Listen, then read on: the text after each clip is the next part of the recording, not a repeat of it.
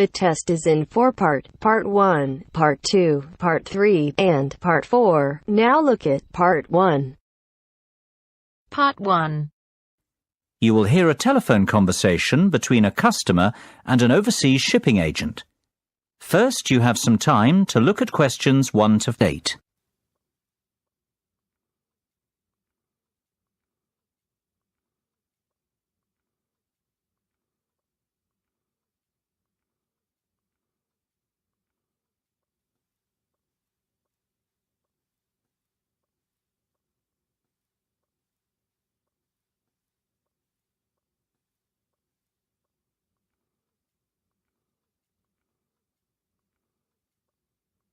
You should answer the questions as you listen, because you will not hear the recording a second time. Listen carefully and answer questions 1 to 8. Good afternoon, Denham Shipping. How can I be of service? Well, I wish to inquire about sending a container of personal items from the UK to Ireland. No problem. Would you like me to give you an estimate of the cost? Yes, please. Well, first of all, may I take your details? Of course. My name's Tim Lafferty. Could you spell your surname for me, please, Tim? Yes, it's Lafferty. L-A-F-F-E-R-T-Y. Thank you, Tim. Now, where would you like us to pick your container up from? My university, if possible. OK. Let me make a note of the address. It's Abbeyfield University. Is that A-B-B-E-Y-F-I-E-L-D? That's right. Park Street, Brighton. Perfect. And may I take down your postcode too? It's BR8 9P3. Great. Thank you, Tim. Have you the container's measurements? I do. It's approximately 2.5 metres long by 1.25 metres wide. I see. Quite a big one then. Indeed. And the height?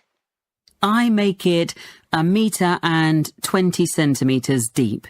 So that's 2.5 by 1.25 by 1.2. Right. And what will actually be in the box, Tim? Oh, mostly old uni books. OK. And some music albums. Anything else? Yes, a little bit of stationery. I see. And could you put an estimate on the value of the items? The books are quite valuable. They're worth around £1,800. The music albums, maybe half that, say £900.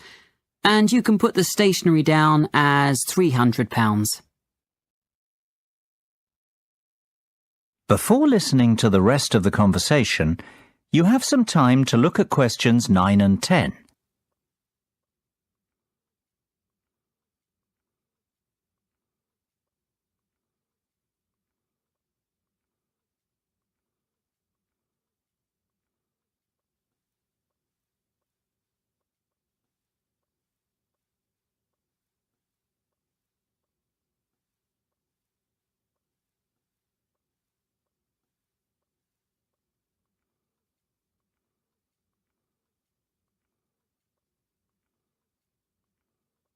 Now listen and answer questions 9 and 10.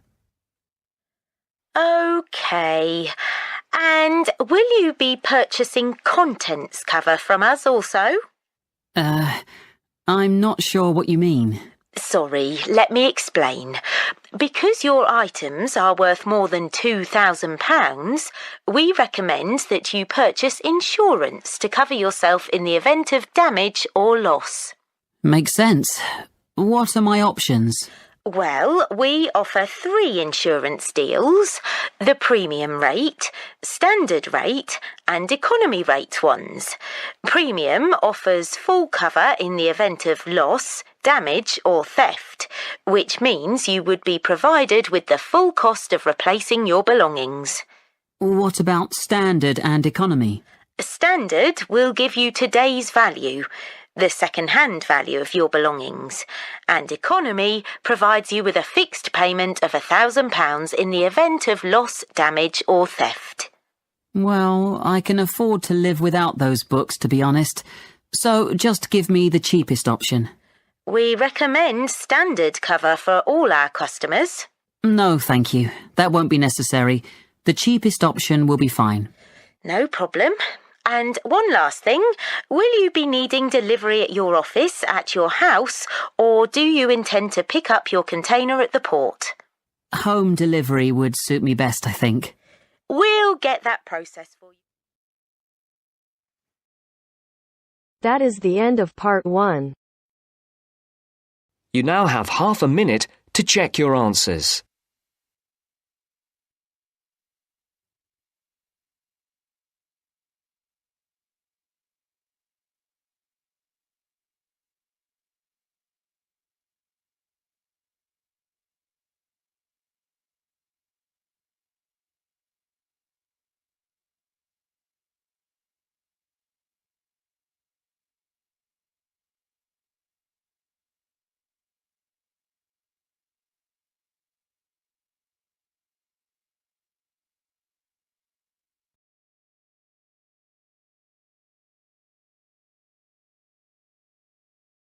Now turns to part 2. Part 2. You will hear a discussion between 3 people in a university tutorial. In the first part of the discussion, they're talking about city traffic and the motor car. First, look at questions 11 to 14.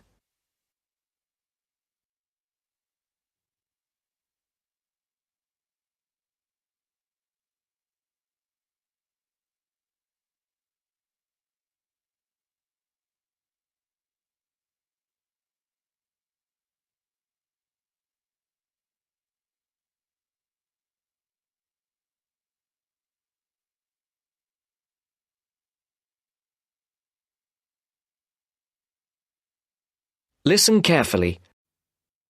We're very pleased to welcome Professor Isaac Nebworth to our tutorial group today. And he's come to share one of his pet passions with us, city traffic and our Western dependence on the motor car. I believe questions are quite welcome throughout. Thank you. Well, I know you're all very familiar with the superhighway here in Melbourne. But do superhighways automatically lead to super wealth, as our politicians would have us believe? I think not. Can you give us an example of what you mean exactly? Sure. Well, by continuing to encourage this dependence on the motor car, we simply create more congestion and more urban sprawl. And you can see that here in Melbourne, right under your nose. Excuse me, I would just like to say that I feel the sprawl is part of the city. The freeways mean people can enjoy the benefits of living away from the centre on larger blocks with gardens, but still be able to drive back into the city centre for work or entertainment. Well, I'm not convinced that people want to do that. And is our money being well spent? It may be okay for you now, but come back to me in 5 years' time. Let's take CityLink, for example, the new freeway here in Melbourne. Well, I use the freeway all the time. I think it's great. Ah, yes, but it cost $2 billion to build, and you could have gotten 10 times the value by putting the money into public transport. If you give the automobile road space, it will fill that space, and you'll soon find you'll be crawling along your CityLink. But surely you cannot simply blame the car. Some of the blame must rest with governments and city planners. Well, there is an argument, surely, that building good roads is actually beneficial because most new cars these days are highly efficient. They use far less petrol than in the past, and emissions of dangerous gases are low. Old, congested roads, on the other hand, encourage traffic to move slowly, and it's the stationary cars that cause the pollution and smog, whereas good roads increase traffic speeds and thus the amount of time cars are actually on the roads. Well, this is the old argument put forward by the road lobby, but for me it's clear-cut. Roads equal cars, which equals smog. public transport is the way to go. In the second part of the discussion, the professor talks about public transport in different cities. Before the broadcast continues, look at questions 15 to 20.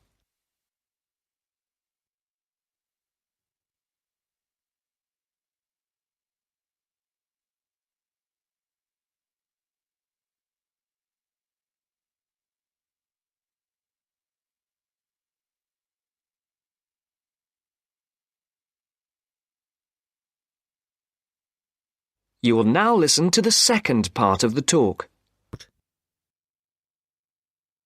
Now, on that topic of public transport, I read somewhere recently that Australia isn't doing too badly in the challenge to increase the use of public transport. Better than America, granted. But by comparison with Canada, it's not so good. For instance, if you compare Toronto with the U.S. metropolis of Detroit, only 160 kilometers away, in Detroit, only 1% of passenger travel is by public transport, whereas in Toronto it's 24%, which is considerably better than Sydney, which can only boast 16%. Well, I think it's encouraging that our least car-dependent city is actually our largest city.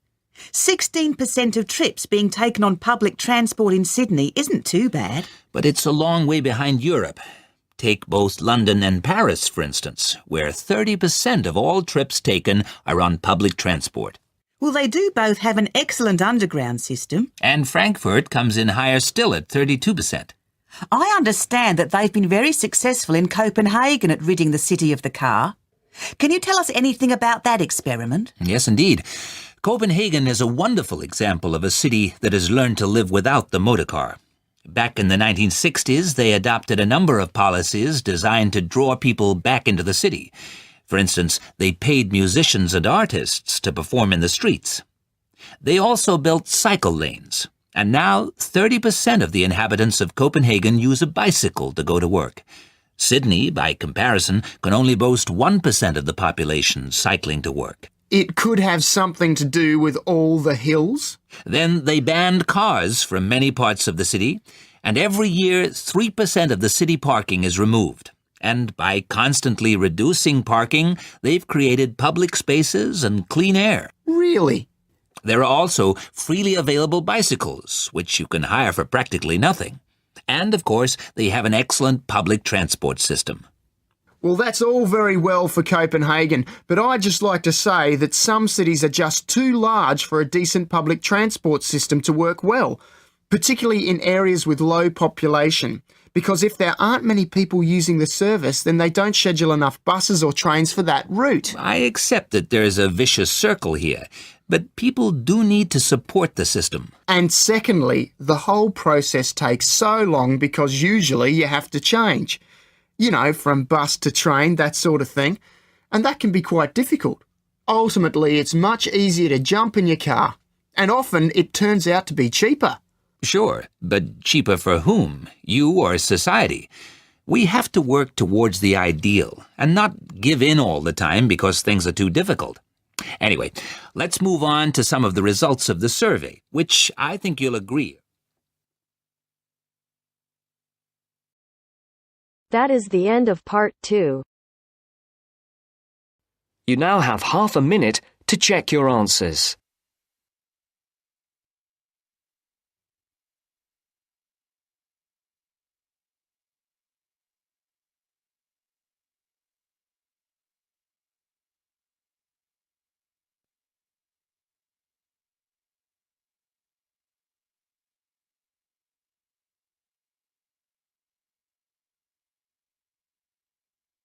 Now turns to part 3. Part 3.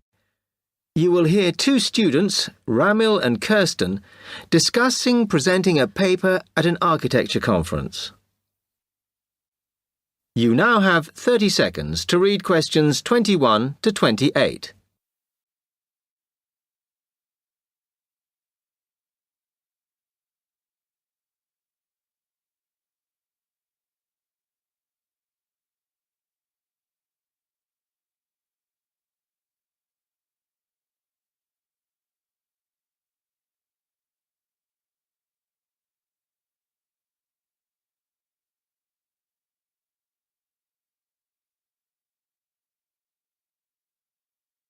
Hi, Kirsten.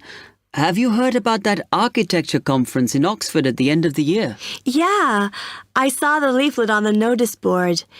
As it's my final year, I ought to try giving a paper, but I've got no idea how to go about it. Oh, I think you should go for it.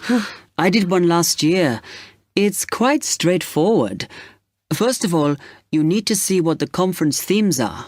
You know, what topics they're covering. You can do that by looking it up on the website. You need to submit a paper that falls into one of the categories they give you. Oh, that may give me some ideas. Then, while you're doing that, you should also have a look at the information on how to submit your paper. The rules, if you like, such as the length. It's important you follow those. I see. And then I suppose the next stage is to start writing it up. I'd like to use it as an opportunity to propose some future work, but I understand it must be based on current work. Still, there's plenty to choose from.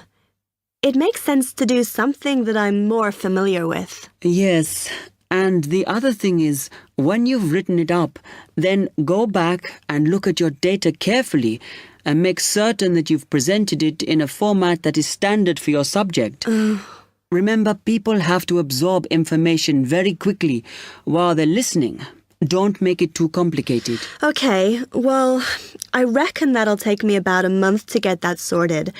Then the next thing I have to do, I guess, before I send it off to the conference organizer, is give the whole thing to the events officer so that he can look through it and see if it all makes sense and is okay. Yeah. Remember to warn him that it's en route so he can fit it into his schedule. Oh. Then you're done, really. All you have to do after that is to go through it and sort out any changes you need to make. Then finally, you can submit it. You can do that online. Phew, good. Then I just wait to hear, I suppose. How long does that take? It depends, but usually about 6 weeks. Oh. When you hear if your paper has been accepted, then at that stage, it's worth giving them a list of any technical things you need when you actually give the talk. A screen or video players or that sort of thing. Okay, but that's a long way off. And I know that if my paper is accepted, then at that stage, I have to give them a short text about myself and my academic background so that they can put it in the brochure. Famous at last. Yeah. You now have 15 seconds to read questions 29 to 30.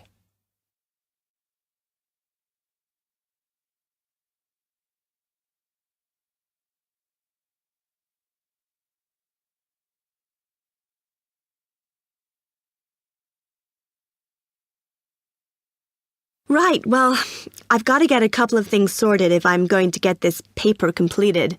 Have you got enough data? Possibly. I'd like to reinforce some of it, though, so I thought I'd send out some more questionnaires. I was looking at that thesis that Angela wrote last year, and she said you need a sample of over 100 to be sure of your results. I think some of this year's postgraduates are doing some of the same stuff as you on buildings. Why don't you talk to them? I'll end up getting confused. It would be more useful for me to actually go out to that site by the rail bridge to see how they're building the new factory. Oh. I managed to get hold of Professor Barnett at London University, and he said I should go out and take pictures. I'm pretty busy, but I'll have to make time. Anyway, what about you? What are your plans?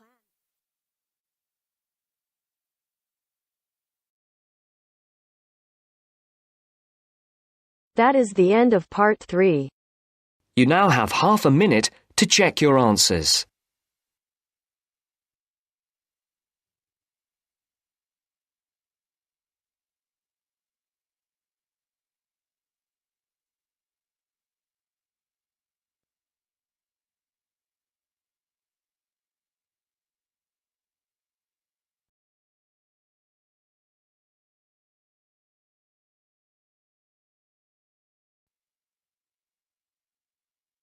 Now turns to part 4. Part 4. A second session on interview skills. First, you have some time to look at questions 31 to 40.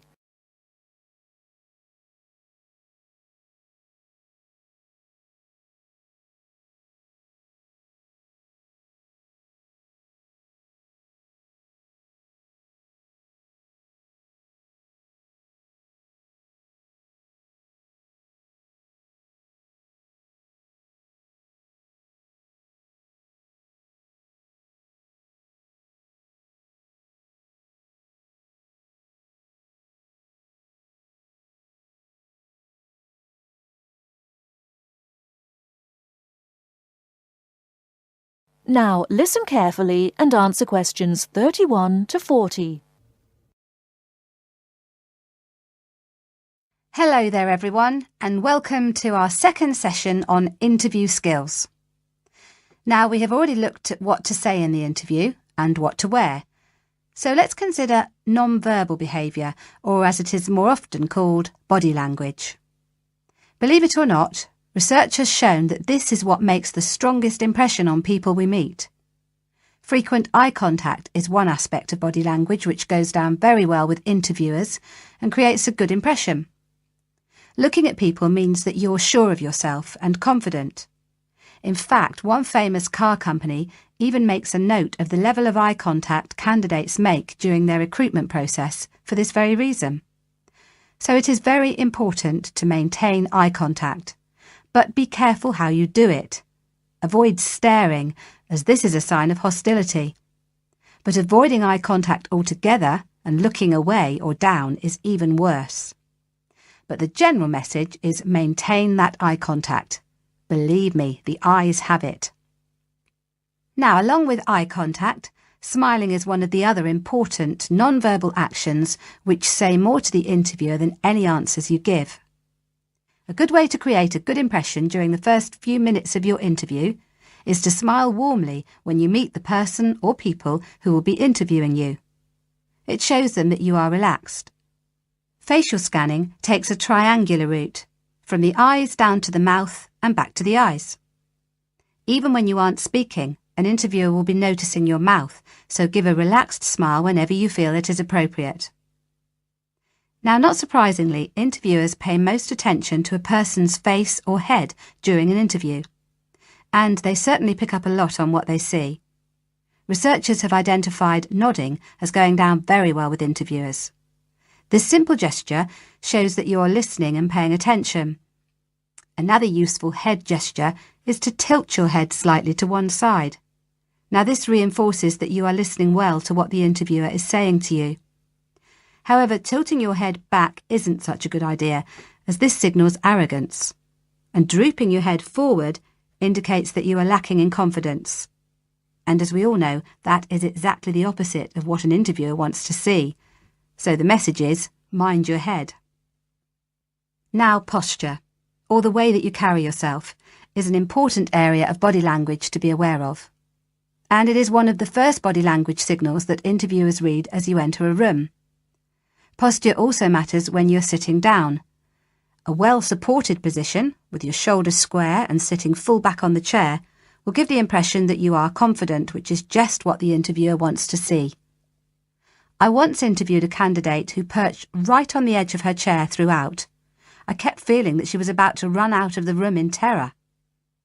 However, occasionally leaning forward slightly when the interviewer is speaking reinforces the message that you are keen and interested, as well as showing the interviewer that you're actually listening to what they are saying.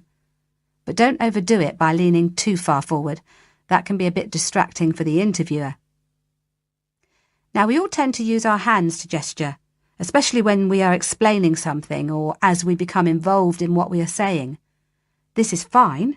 It shows that we are keen and perhaps even excited about something. However, what can work against someone at an interview is when they fidget. This kind of moving about is, of course, what we do when we are nervous, and fidgeting can be very distracting to watch. So if this is a problem for you when you get nervous, it is a good idea to practice sitting with your hands gently resting in your lap or on the arms of the chair. Try not to fold your arms, though, as this tends to look uncomfortable or hostile. But whatever movements you make, be careful with your hands. They need to be kept well away from your mouth, head or face. In fact, experts say that when a hand flies up to or over a person's mouth, it implies that the person is worried or wound up about something.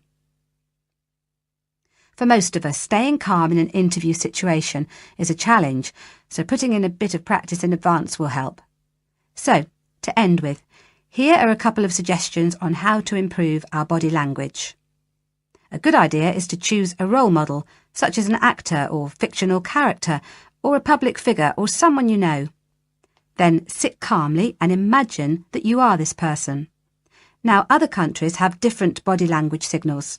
So remember that if you are being interviewed abroad, you may want to check if there are any special gestures to avoid. It's also a good idea to get used to reading body language signals. You can do this by simply watching how people interact in public places, such as on the streets or in restaurants.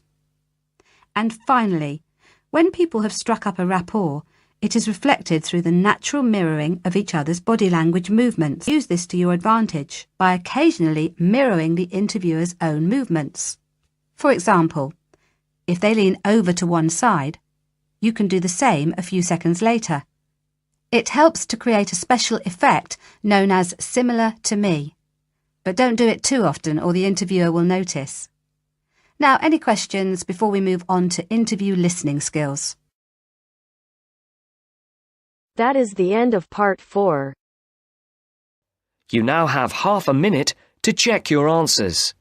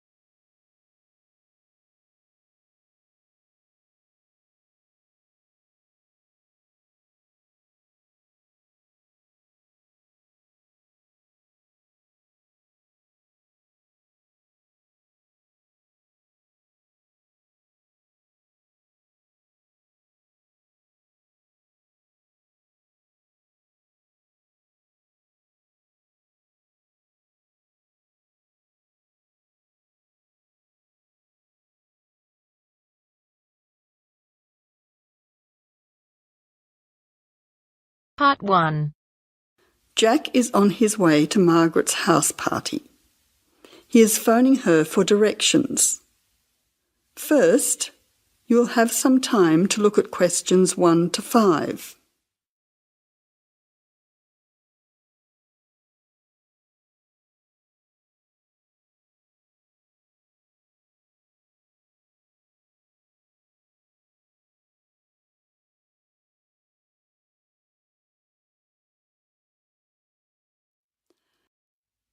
Now listen carefully and answer questions 1 to 5. Jack has got lost on his way to Margaret's party. He is phoning her for directions.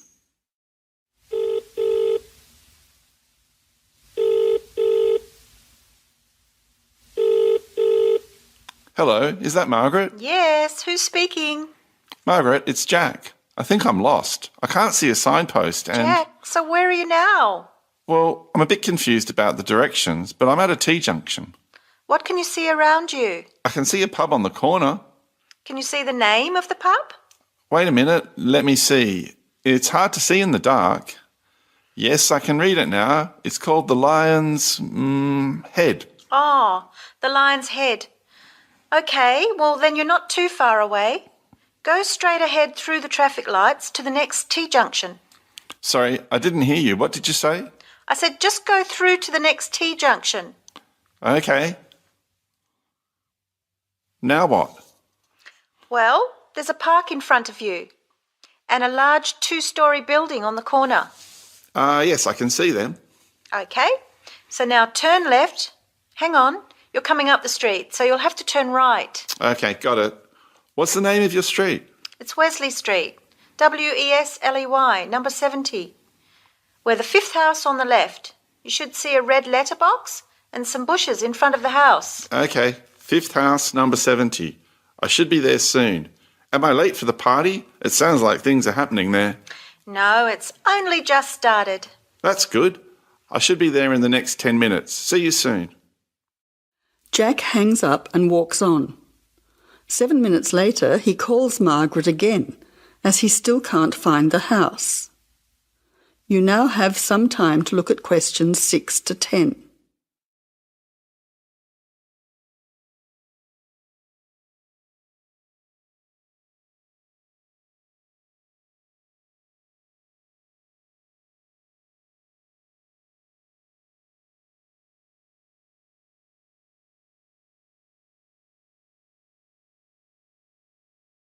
As you listen, answer questions 6 to 10.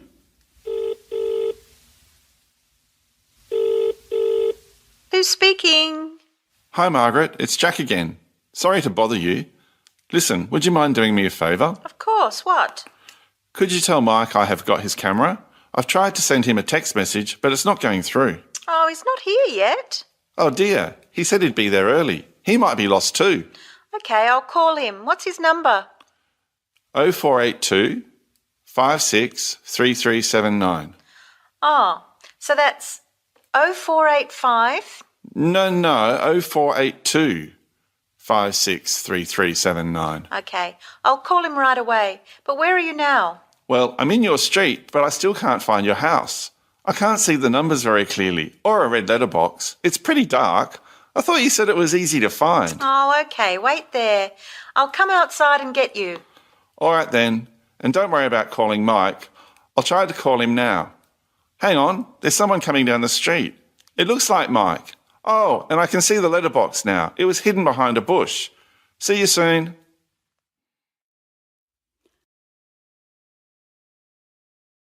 That is the end of part 1. You now have half a minute to check your answers.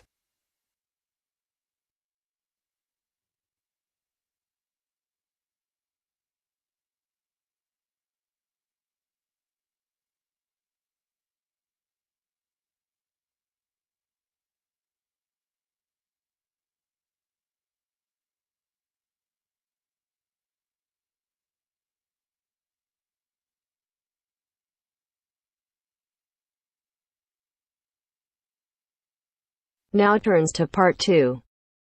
Part 2.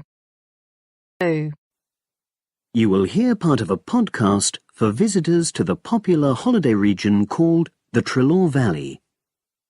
First, you have some time to look at questions 11 to 14.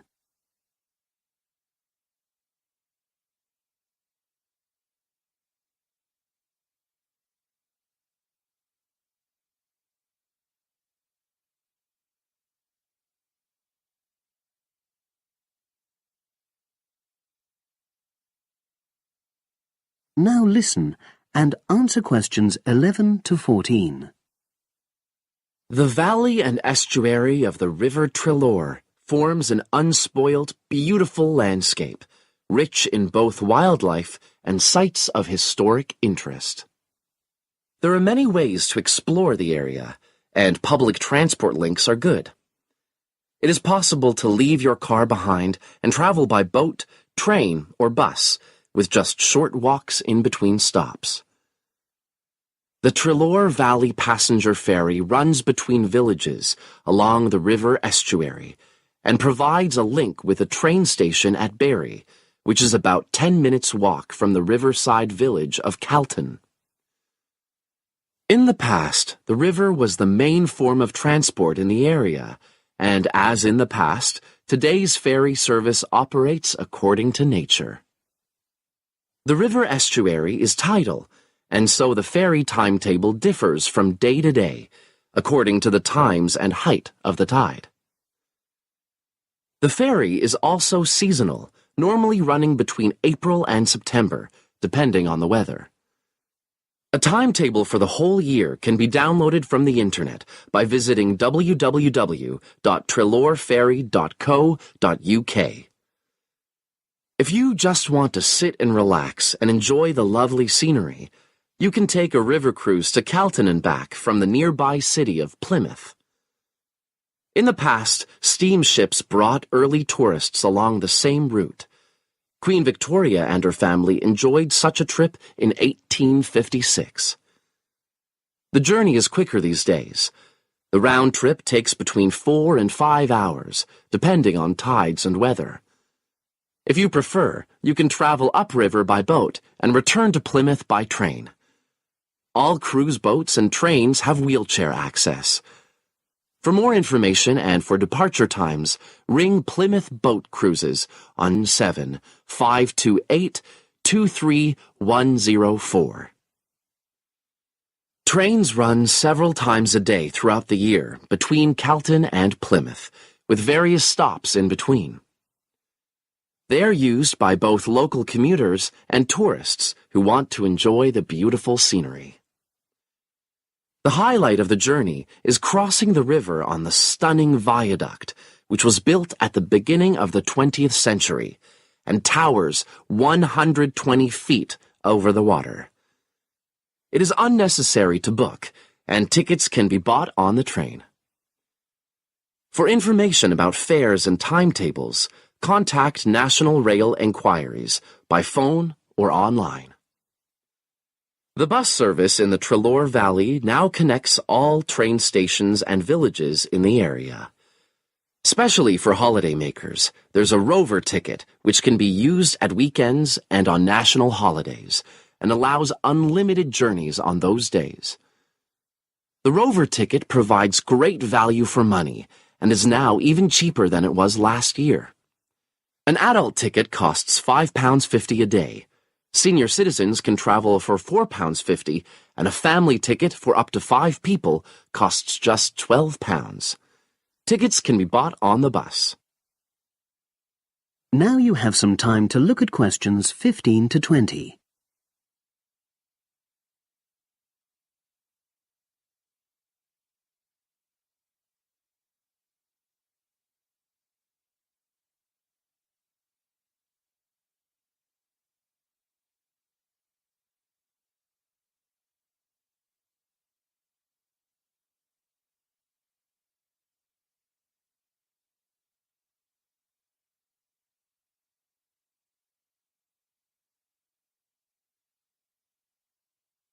Now listen and answer questions 15 to 20. At the center of the Trelor estuary area is the historic riverside village of Calton. The main road comes into the village from the south, and for those of you who are arriving by bus, it turns left just before the bridge and stops in the lay-by on the left-hand side. From there, it's just a short walk to Calton's various attractions. If you're arriving by car, you have to leave it in the main car park. Go over the bridge and take the first turning on the right. Then go on until you come to the end of that road. It's the only place to park in Calton, but there's no charge. If you're interested in local history, there's a museum in Calton with farming, fishing, and household implements from the late 19th century. As you come in from the south, cross the river and go straight on the same road until you reach the end. Also, on the subject of history, you can go and see the old mill, which has recently been renovated and put back into use. Turn left before you come to the bridge. Then go straight on and then take the first turning on the right. This leads straight there. If you're interested in arts and crafts, there's a potter's studio where you can watch the artist at work. After crossing the bridge, turn left, and it's the second building on the left. Finally, when you feel in need of refreshments, there's a cafe opposite the old boathouse and a picnic area near the mill.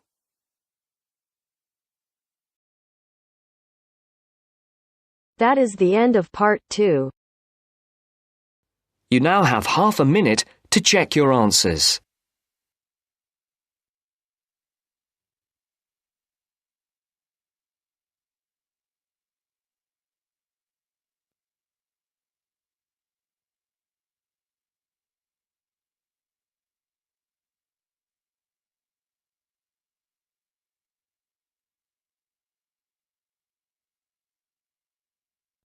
Now turns to part 3.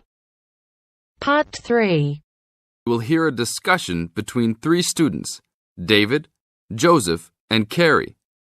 In the first part of the discussion, they will be talking about lounges in different school buildings on campus.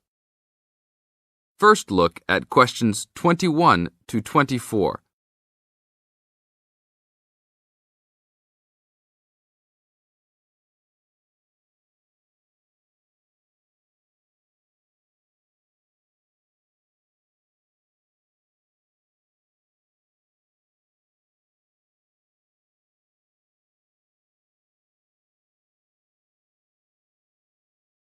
Now listen to the first part of the discussion and answer questions 21 to 24.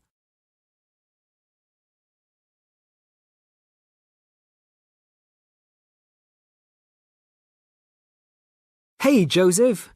Long time no see. How's it going? Oh, hey, David. It's going fine. I'm a little overwhelmed with all these new courses, but I'm hanging in there. Have you met my girlfriend, Carrie? No. Hi, Carrie. Hi, David. Joseph told me about you. You two had quite the time last semester in European history, I hear. Yeah, we like to hang out after class. Now it's a little harder, though. Lounges aren't as good as they were back there in Wilson Hall. Yeah, they had chairs, couches, and tables to put your stuff on. And that lounge was full. There must have been 25 seats in there. Really? The lounge in Jones Hall, where I have my communications course, only has about 10 chairs. It's awful. We all just stand around or leave. I wish we could hang out more. Well, Agriculture Hall is next door. Their lounge is on the first floor, and it has couches. I think there are about 6 of them, and they're comfortable and hardly used at all. That's not a good idea. Thanks. But don't go to lounge at Skidmore Hall. I don't even know why they call it a lounge. It's just 4 chairs in the corner of the main walkway. In the second part of the discussion, David, Joseph, and Carrie continue talking about conducting a survey. Before you hear the rest of the talk, you have some time to look at questions 25 to 30.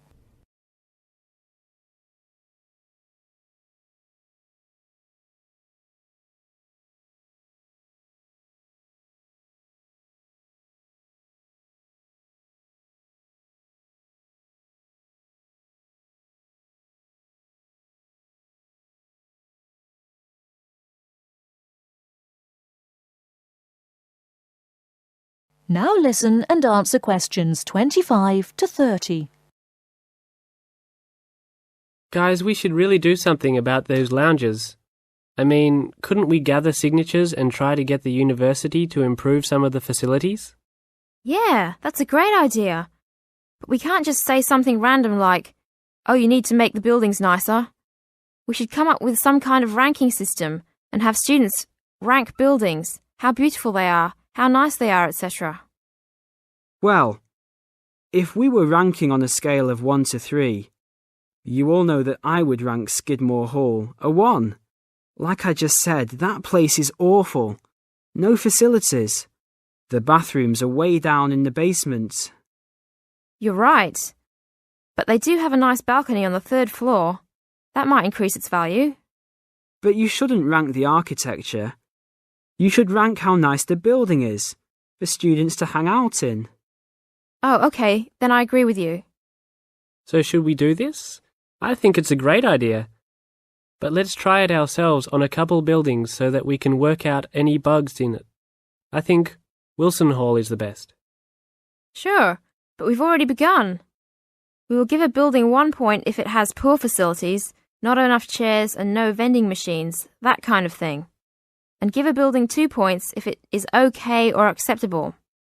We can rank buildings that we really like as having 3 points. So like Joseph said, I think Wilson Hall is the best. It should have 3 points for sure. And Skidmore has a 1. Now what other buildings should we rank? How about Merris Hall? No, they're not done with that one yet. But it looks like that will be a good place to hang out. How about Agriculture Hall? You said something about that hall a bit earlier. Oh yeah, they have that lounge with couches that no one uses. But that might indicate that people don't hang out there for other reasons. They don't have any drink machines. That's why I never go there. Oh, well, then I think it's an average building. Let's give it the middle ranking. I agree. It could be improved slightly, but it's got a couple of nice features. I like that lounge in that 3rd floor, for example, but the stairs are too short. I always trip when I'm walking up them. This ranking is getting complex. Okay, one building we haven't talked about is Canton Hall. What do you guys think of Canton? Is that next to the law building? Yep. It's got this excellent connecting corridor with chairs and desks to relax and work at. The cafeteria there is great too. I think that place is just as good as Wilson. Well, I've only been there once, and didn't know that was what it was called. It was kind of confusing, and it's kind of far for me to go, but I liked it. So I'll give it the middle ranking. 2 points because it had nice facilities, but a poor and confusing layout. Oh, Joseph, you like Canton Hall? I hate that place. It's so mechanical, cold and impersonal. The furniture is nice, sure, but it's the last place on campus I would go to. I give it a 1. Interesting. Well, let's write this little survey up and start passing it around. I don't have time to type it up. Can you? Sure. I'll do it after my biology class. Should we meet up at Wilson tonight around 8? Sure. No problem. We'll see you then.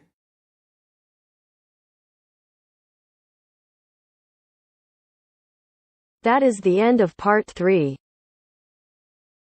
You now have half a minute to check your answers.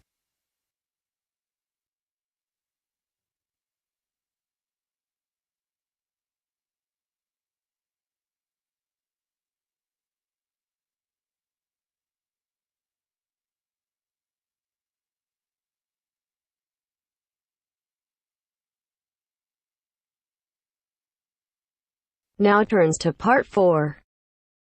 Part 4. Listen to an interview. Mr. Brooks, Mark, Jean and Robert are being interviewed on the subject of friendship. First, you have some time to look at questions 31 to 40.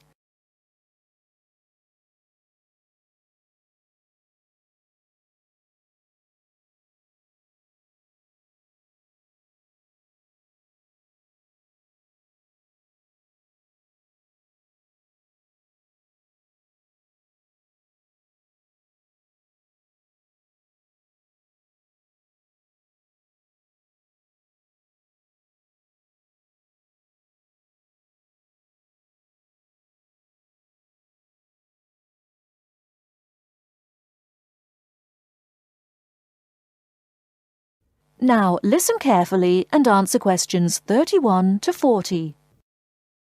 I consider friendship to be one of the most important things in life, whatever your status, married or single. I see too many lonely people around. A lot of us get so involved with material values, family problems, keeping up with the Joneses, etc., that we forget the real meaning of friendship. Which is what, according to you? They say a friend in need is a friend indeed, which is partly true. But a real friend should also be able to share your happy moments without feeling jealous. A good friendship is one where you can accept and forgive him, understand mood, and don't feel hurt if a friend doesn't feel like seeing you. Of course, honesty is an essential part of any relationship. We should learn to accept our friends for what they are. As a married man, do you find your friendship is only with other men? Of course not. Both my wife and I have men and women friends, thank goodness. Although family life is fulfilling, it isn't enough. Both my wife and I get tremendous satisfaction from our friends, married or single, male and female. And we both have our separate friends too. We'd get bored with each other if we had the same friends. You must have a full life. We certainly do. And as I say, our friendship gives us a lot of pleasure. After all, friends should not be people with whom you kill time. Real friendship, in my opinion, is a spiritually developing experience. I've never regarded them as particularly important. Perhaps that's because I come from a big family, 2 brothers and 3 sisters, and lots of cousins. And that's what's really important in my family. If you really need help, you get it from your family, don't you? Well, at least that's what I've always found. What about you, Jean? To me, friendship, having friends, people I know I can really count on. To me, that's the most important thing in life. It's more important even than love. If you love someone, you can always fall out of love again, and that can lead to a lot of hurt feelings, bitterness and so on. But a good friend is a friend for life. And what exactly do you mean by a friend? Well, I've already said, someone you know you can count on.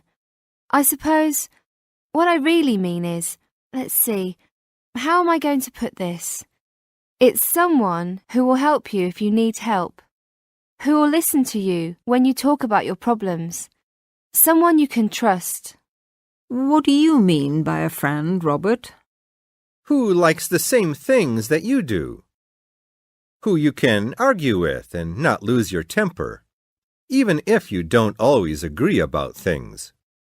I mean, someone who you don't have to talk to all the time, but can be silent with, perhaps. That's important, too. You can just sit together and not say very much sometimes. Just relax. I don't like people who talk all the time. Are you very good at keeping in touch with your friends if you don't see them regularly? No, not always. I've lived in lots of places, and, to be honest, once I move away, I often do drift out of touch with my friends. And I'm not a very good letter writer either. Never have been.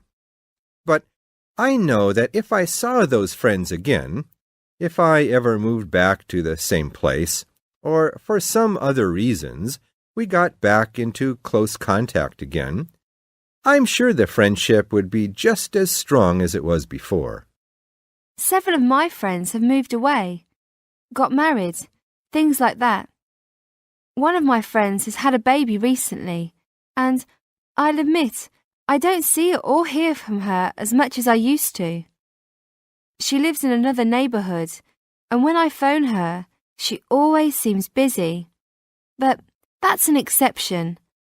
I write a lot of letters to my friends, and get a lot of letters from them.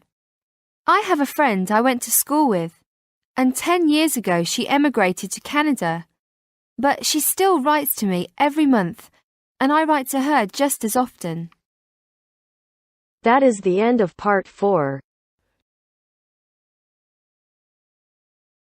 You now have half a minute to check your answers.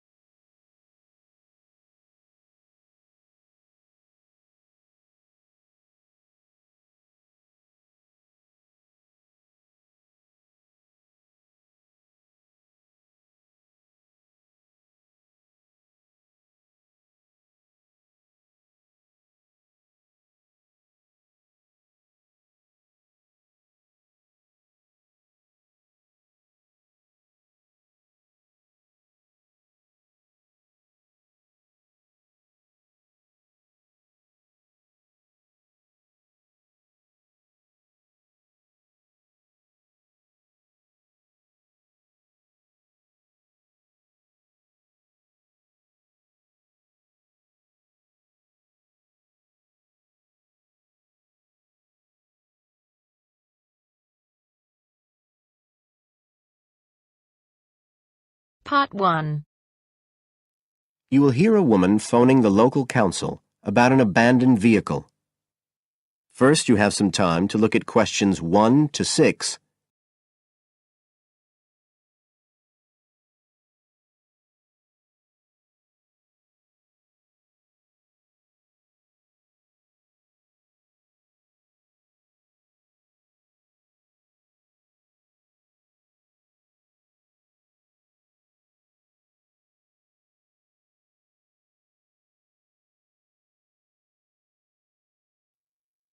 Now we shall begin. You should answer the questions as you listen, because you will not hear the recording a second time. Listen carefully and answer questions 1 to 6.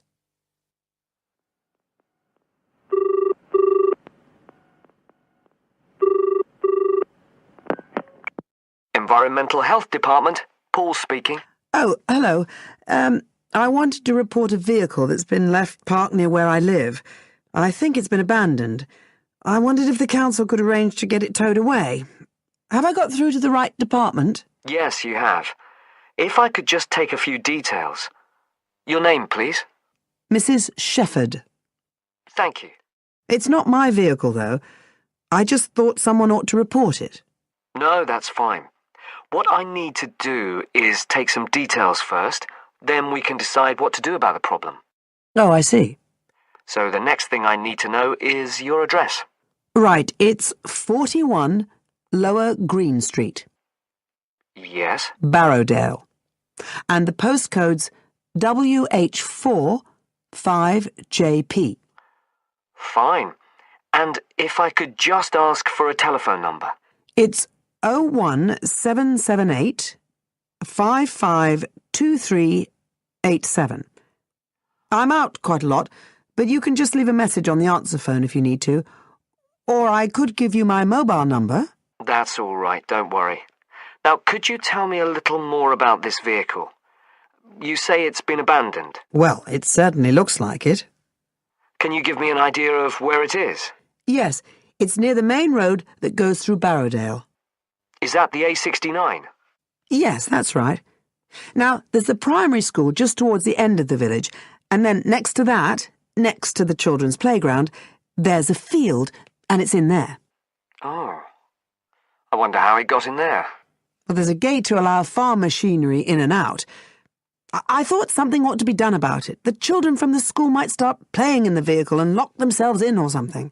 Yes, you are quite right to report it. And what type of vehicle are we talking about here? It's a van, actually. You know, the sort with just a couple of little windows at the back. Right. You don't happen to know the make and model, do you? Oh, yes. I went and had a look and got all the details. I thought you might need them. I'm surprised the school hasn't contacted you about it. Anyway, I wrote the details down. Right. It's a Catala, and the model's a Flyer 2000. Is that Flyer? That's right. Very good. And the colour? Well, it's not all that easy to see because it's absolutely filthy. And actually, it looks as if it's had a paint job at some stage. It's blue, but you can just see white underneath where it's been scratched. Right. Well, I'll just make a note of the present colour, and if you could just tell me the vehicle number. Did you make a note of that? Oh, yes. It's S322GEC. Okay. Before you hear the rest of the conversation, you have some time to look at questions 7 to 10.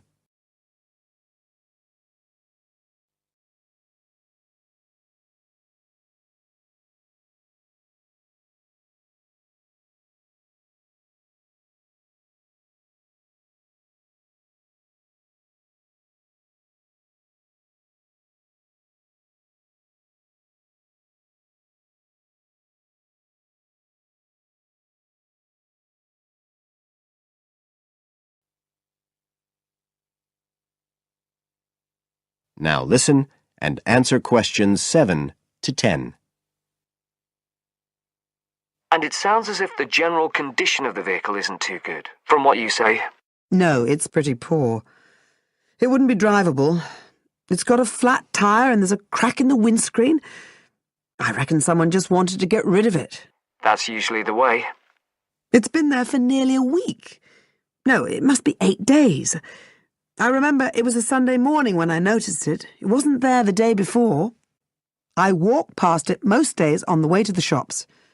I'd have thought the school would have reported it. Does the field actually belong to the school? No, it's part of Hill Farm Estate. Right. I'll just make a note of that. And I don't suppose you have any information about who might own the vehicle? No, I've no idea. So what will you do now? Well, we'll come and have a look and see if we can trace the owner. And if we can't, the vehicle will be removed as rapidly as the law permits. It could be anything up to 20 days. One thing I should say, I'm quite sure this doesn't belong to anyone round here. I'd definitely recognise it if it was from someone who lived here. So you don't think it was anyone local? Right. I'd say at a guess we're looking at a stolen vehicle here. I did wonder if it might have been. You hear such a lot about car thieves nowadays. Well, we certainly will be looking into that possibility. Anyway, thank you for contacting us, Mrs. Shefford, and we'll keep you informed of what happens. Right. Thank you very much. Goodbye. Goodbye.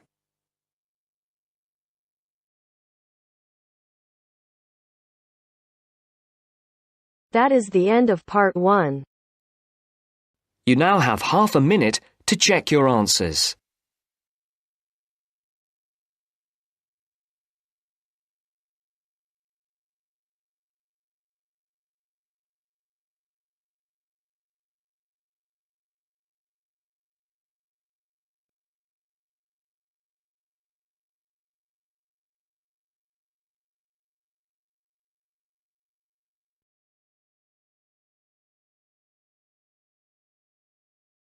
Now turns to part 2. Part 2. First, you have some time to look at questions 11 to 15.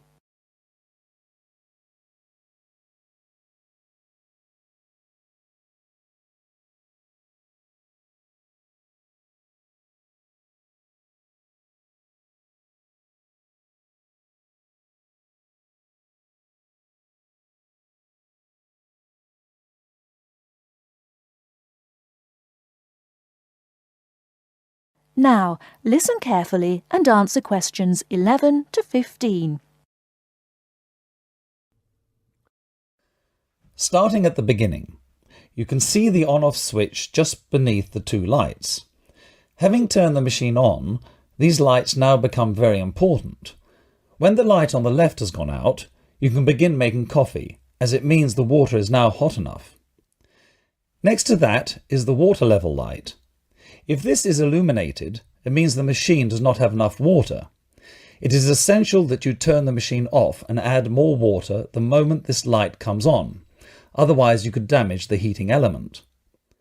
Once you have checked that both the heater light and the water level light are off, make sure the filter holder, that's the part with the handle just under the control panel, is in place. Once you have your cups ready, it is time to press the coffee delivery switch. That's the button just above the filter holder beside the boiler meter. Remember to take a quick look at the meter as it tells you the exact temperature of the water. On both the left and right hand side of the machine, on the same level as the filter holder, you can see the steam pipes used for heating milk. These steam taps need to be cleaned regularly to avoid blocking. And finally, if you do spill any coffee, don't worry. Just make sure that the drainage pipe at the bottom of the machine is leading into a sink or a suitable waste container. As with the steam taps, the drainage pipe needs regular cleaning.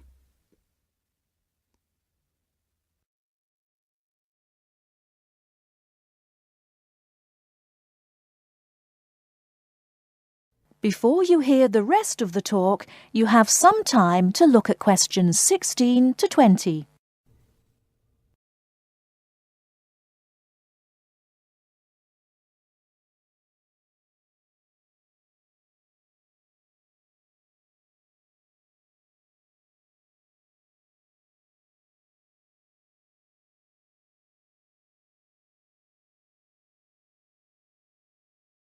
Now listen and answer questions 16 to 20. First and most importantly, I'll tell you where you should go from tomorrow for your lectures and classes. The Health Sciences building is on the west side of the campus, opposite the library, beside the History Department. As you are probably aware, there are 6 modules to the course, which will take a year to complete. That's 2 modules each term. In the first module of this term, you will be looking at current laws with regard to health and safety in the workplace. Don't forget that as you progress through the course, you should be building your thesis. This will need to be completed by the end of the year. Coursework will also be credited to your final grade, but the most important part of the course is the thesis. Now, the final thing I want to tell you, and again you should know this, is that there will be a number of guest speakers throughout your course. They will come from a number of different medical backgrounds, but they will all be giving you their views on the relevance of health sciences in their occupations.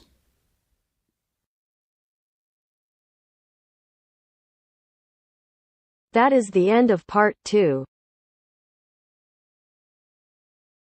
You now have half a minute to check your answers.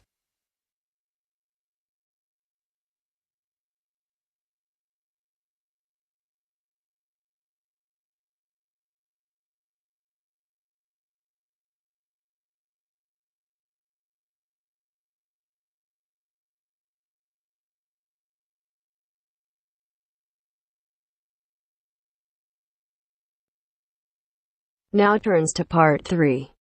Part 3. You'll hear a lecturer talking to students about America in the 1960s. You have some time to look at questions 21 to 26.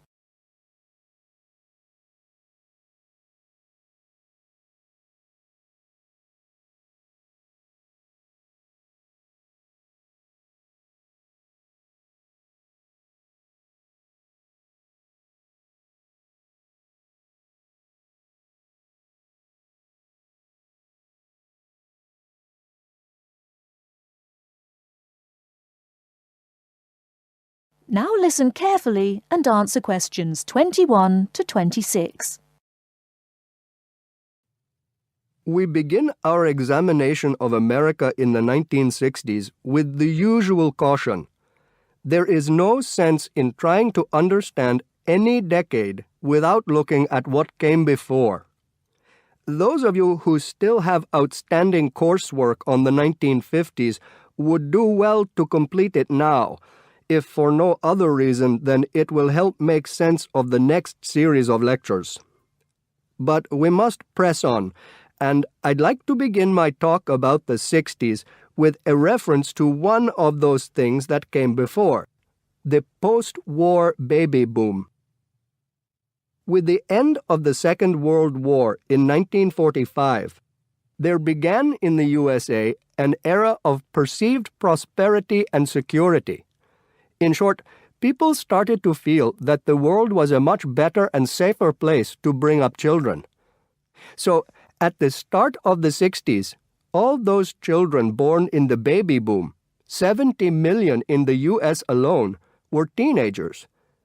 As the 60s progressed, and as this large number of people approached adulthood, there was a noticeable shift in the balance of power, and young people began to have a voice in ways that were not considered possible in the more conservative atmosphere of the preceding decade. Things were moving forward at a rapid pace. The literature of the time brought out all the taboos. Everything was covered, such as race in, for example, the book To Kill a Mockingbird. The role of women changed, and equality for women, well, let's just say that once certain books were published, women were no longer going to be satisfied with their roles as devoted wives and mothers. Through literature alone, the whole fabric of society was challenged, and by the end of the 60s, things would never again be as they had pretty much been for the preceding 40 years. It was a decade of protest, civil rights protests, feminism, the rights of minorities, the Vietnam War. All these causes led to peaceful and not-so-peaceful protests on college campuses and elsewhere. People had been given freedom of speech and they were going to use it. The crime rate rose to 9 times what it was in the 50s, as respect for the old order faded away. But it was also a time of great development. In medicine, the 60s saw the first heart transplant. In technology and the space race, where we saw the first American in orbit and lasers being invented at the start of the decade, and the first man on the moon, and the first primitive internet at the end. Before you hear the rest of the talk, you have some time to look at questions 27 to 30.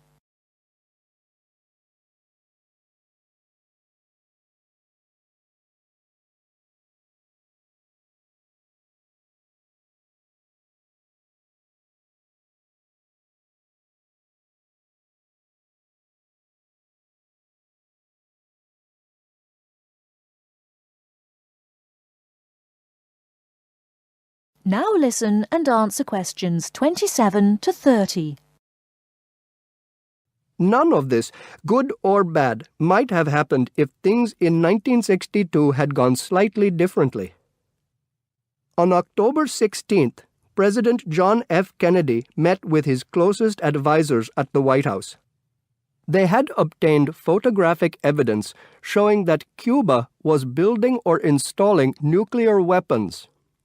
It was widely believed that Cuba was preparing to fire these weapons at cities in the USA. Kennedy was faced with 3 choices: to try to resolve the crisis diplomatically by negotiating with Cuba and the Soviet Union, to take action to block the delivery of more weapons into Cuba, or to attack Cuba, destroying their weapons. Believing that the first option would end in failure and that the third option would lead to war, it was the second option that Kennedy chose. In doing so, he succeeded in preventing the buildup of more missiles. The Soviet Union then withdrew the weapons from Cuba. Most historians agree that if Kennedy had acted differently, the episode would have led to a full-scale nuclear war between the United States and the Soviet Union. Millions would have died, and the world would have been changed beyond recognition. That is the end of part 3. You now have half a minute to check your answers.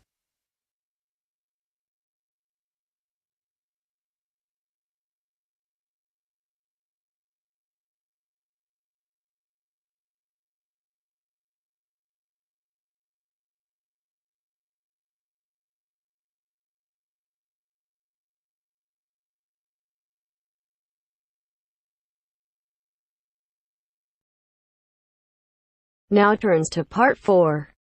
Part 4. You will hear part of a lecture on the current and future use of mobile phones. You now have 30 seconds to read questions 31 to 35.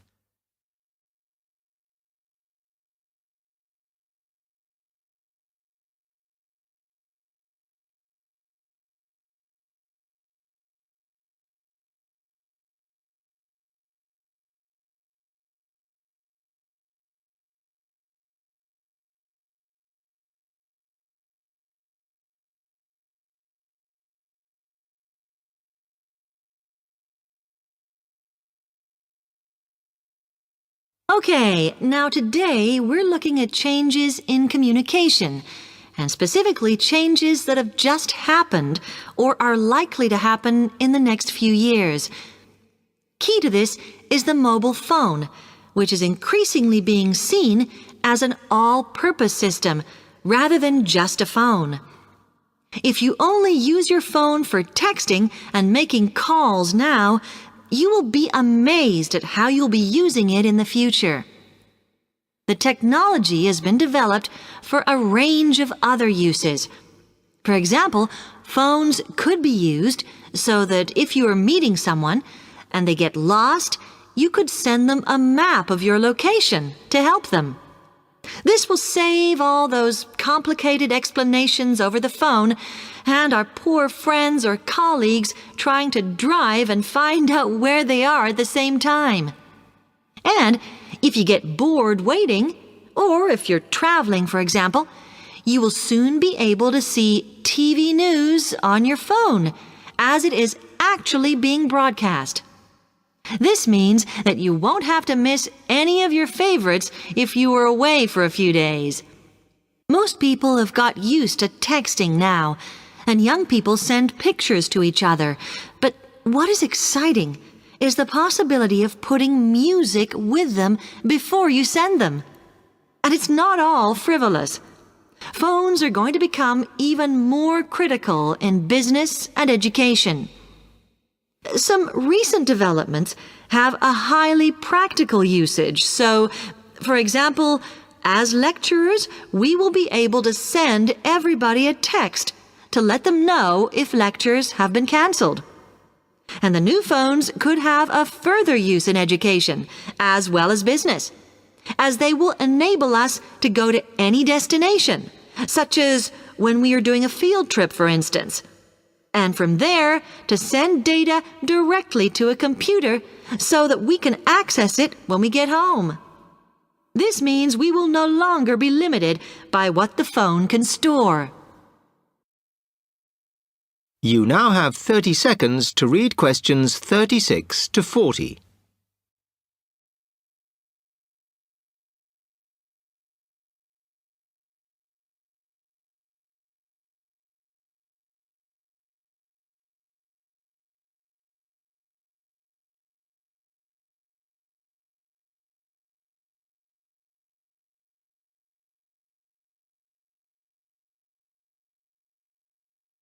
And it's interesting to look at the different ways that men and women use phones now, as that does affect how the technology will develop.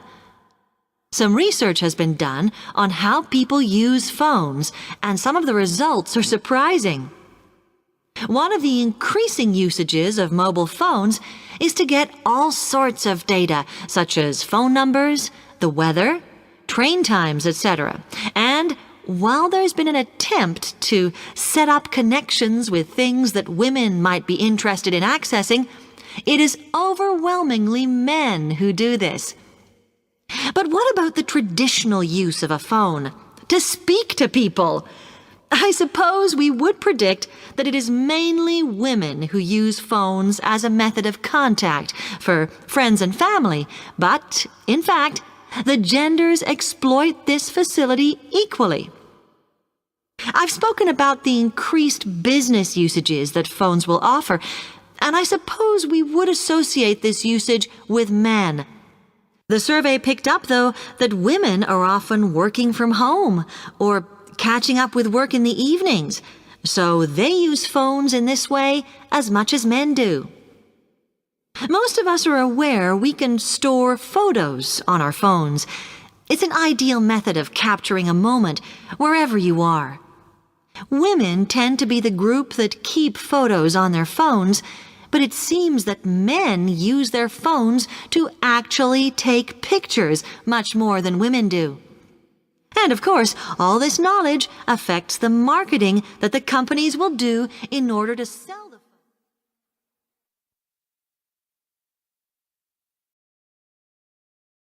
That is the end of part 4. You now have half a minute to check your answers.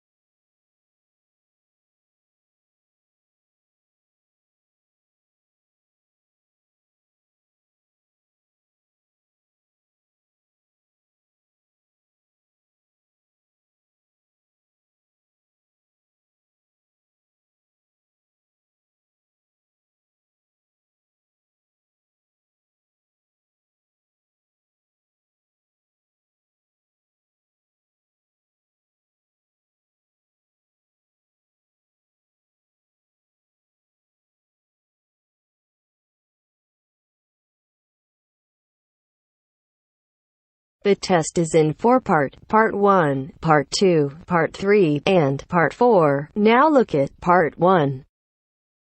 Part 1. You will hear a woman talking on the telephone to a man about a car he is selling. First, you have some time to look at questions 1 to 4.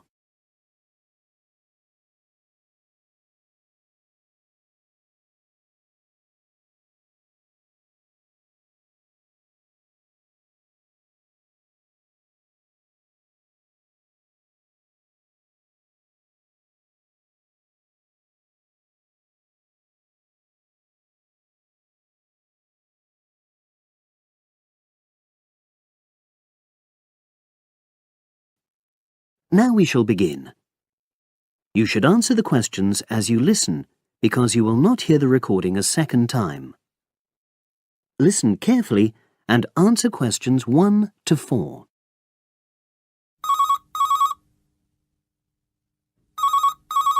Hello, Brian Park speaking. Oh, hello. I'm calling about the advert in the paper. For the car? Yes, the Mini you've got advertised for sale. Oh, yes. I just wanted to find out a bit more information. Of course. What would you like to know? It's my brother who's interested, actually, but he's not in today, so he asked me to call you. Fine. Great, thanks. So, it's a Mini, Yep. and how old is it? Just coming up to 13 years old. And I seem to remember from the ad that it's grey. That's it. Doesn't show the dirt. Absolutely. Anyway, the colour shouldn't be a problem for Jeff. You know, the important thing is the quality. Yes, of course. And what about mileage? With it being pretty old, it's probably over 100,000? Actually, it's 40,000 less than that. 62,000 on the clock. Great! I remember now. I'm confusing it with another ad I was looking at. Right. Pleasant surprise then. Yeah. Have you been the only owner, or was there a previous one? I'm the second one. Before, it was owned by a teacher who was a very careful driver, didn't have any accidents. Very good. And what about you? What do you tend to use it for? I haven't used it all that much, mostly for shopping. You know, this sort of thing. So not much wear and tear. I'll make a note of that. I know Jeff wanted me to check that. Right. Before you hear the rest of the conversation, you have some time to look at questions 5 to 10.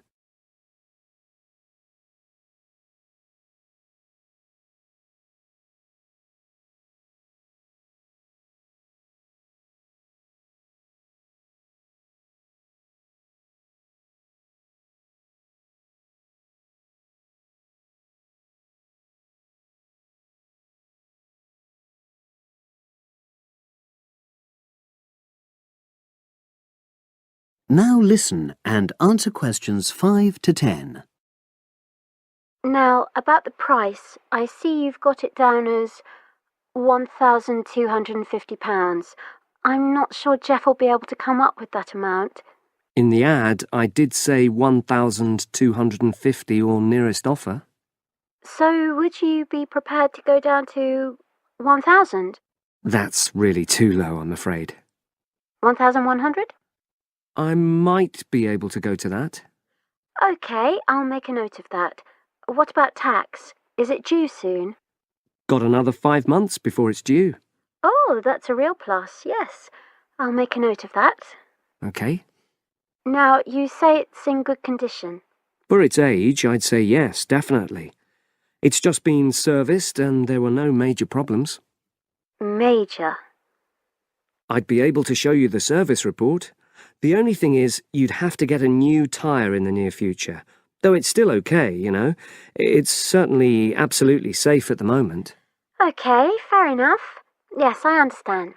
And the garage also mentioned that one headlight could probably do with replacing. They think there's a fault there, you know, intermittent.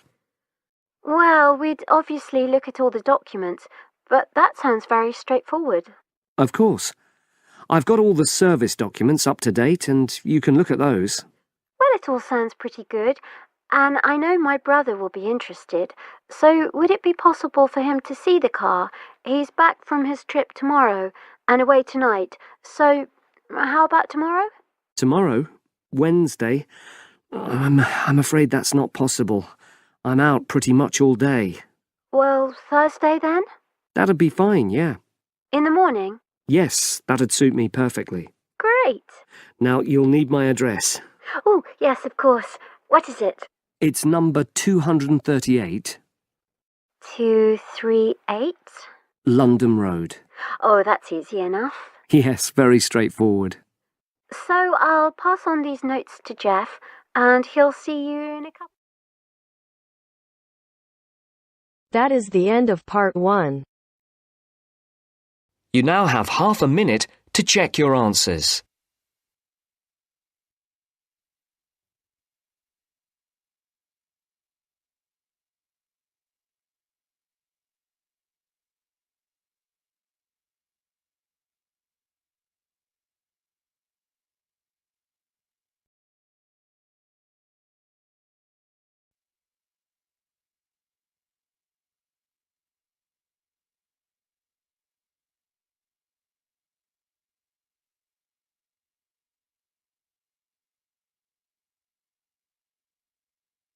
Now turns to part 2.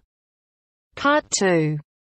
You will hear 2 students talking about a class assignment about wild bird rescue and rehabilitation.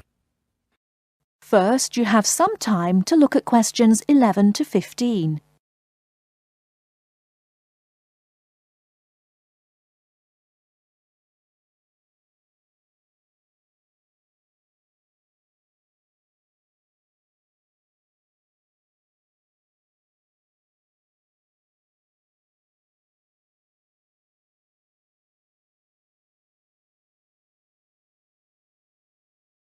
Now, listen carefully and answer questions 11 to 15.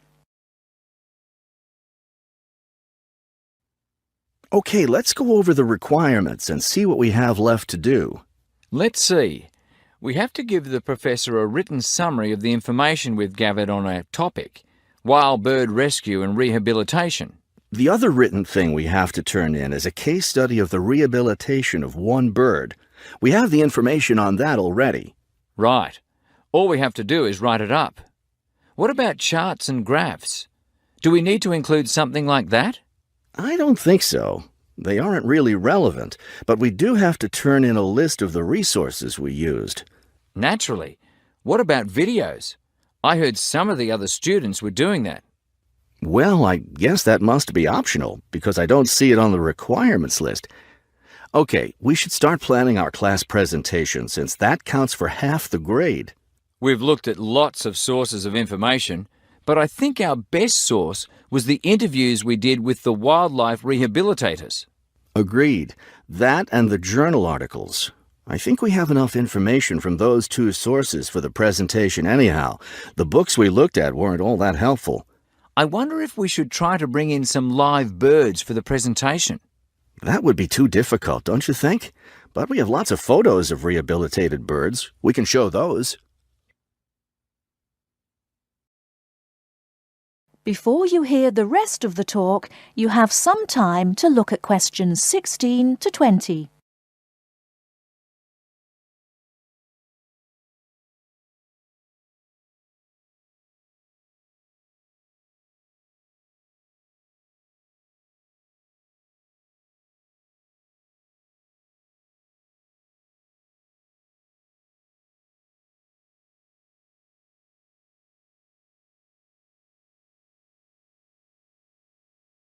Now listen and answer questions 16 to 20.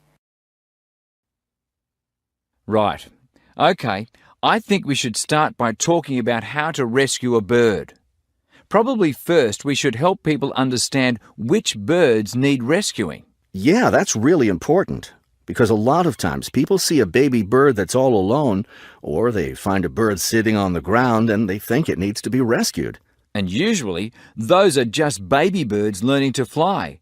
So we should emphasize that people should only attempt to rescue a bird that's clearly injured. For certain kinds of birds, the rescuer needs to wear protective gloves because some of those birds have sharp claws and can tear your shirt, or worse, injure your face or some other part of your body. Yes, that's an important point. OK, next, let's tell people to put the injured bird in a box with good air circulation. We should let them know that a cage isn't necessary, and a bag, especially a plastic one, could hurt the bird more. Another thing we need to say is that the best way to help the bird stay calm is not by petting it or talking to it, but by leaving it completely alone. Then people should take the bird to the bird rescue center as soon as possible. Right, and we should also point out that when they're driving the bird to the rescue center, it's better not to play music on the radio or talk loudly, because those things just stress the bird. Yes. It's better just to speak quietly while you have the bird in the car. Okay, we've got that part covered. Next, we should talk about what happens at the rescue center. That is the end of part 2. You now have half a minute to check your answers.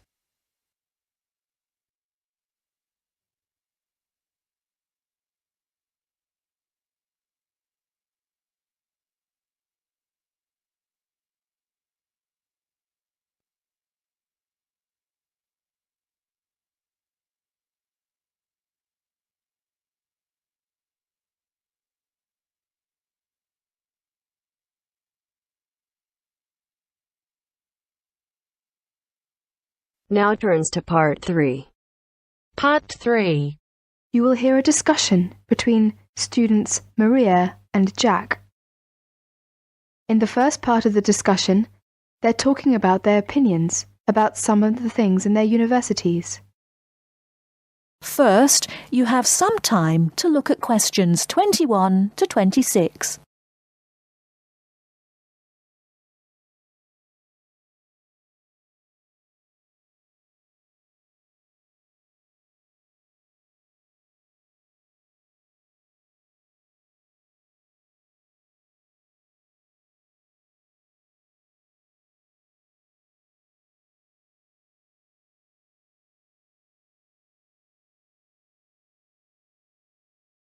Now listen carefully and answer questions 21 to 26.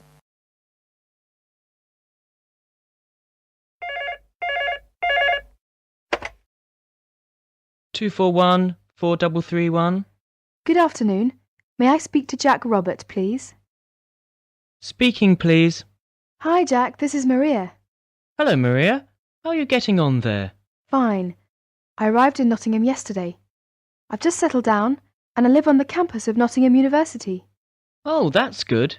Do you like the campus? Yes, it's beautiful. What do you think of yours? Edinburgh University? It's marvellous. It's on a hill and very close to the sea. I like it very much. It sounds beautiful. Jack, what's the weather like there? Oh, it's fine and sunny. It's said that the weather here is very nice in summer, but awful in winter. What's the weather like in Nottingham? Well, it's a bit depressing. It's been raining since yesterday. I can't go out, so I have to stay in my room. What about your room? Is it a nice one? Yes, it's small and elegant. How about yours? Mine is an ordinary one. It's a twin study room. I share it with one of my classmates. He's intelligent and very friendly. We're getting on quite well. How's your roommate? She's very nice, but a little bit quiet. She likes reading and seldom speaks. By the way, do you like the Scottish food there? Oh, I like it. It's very delicious. Oh, really? I don't like the food here. It's disgusting. It has no taste. I have to cook for myself in my room. Well, Maria, as the saying goes, when in Rome, do as the Romans do. Come on, don't be too choosy. Oh, someone's at the door. I have to answer it, Maria. I'll call you this evening. Bye. Bye. Ellen, a student union officer, is conducting a survey about the university facilities. She is asking 2 students about their opinions. Before you hear the rest of the talk, you have some time to look at questions 27 to 30.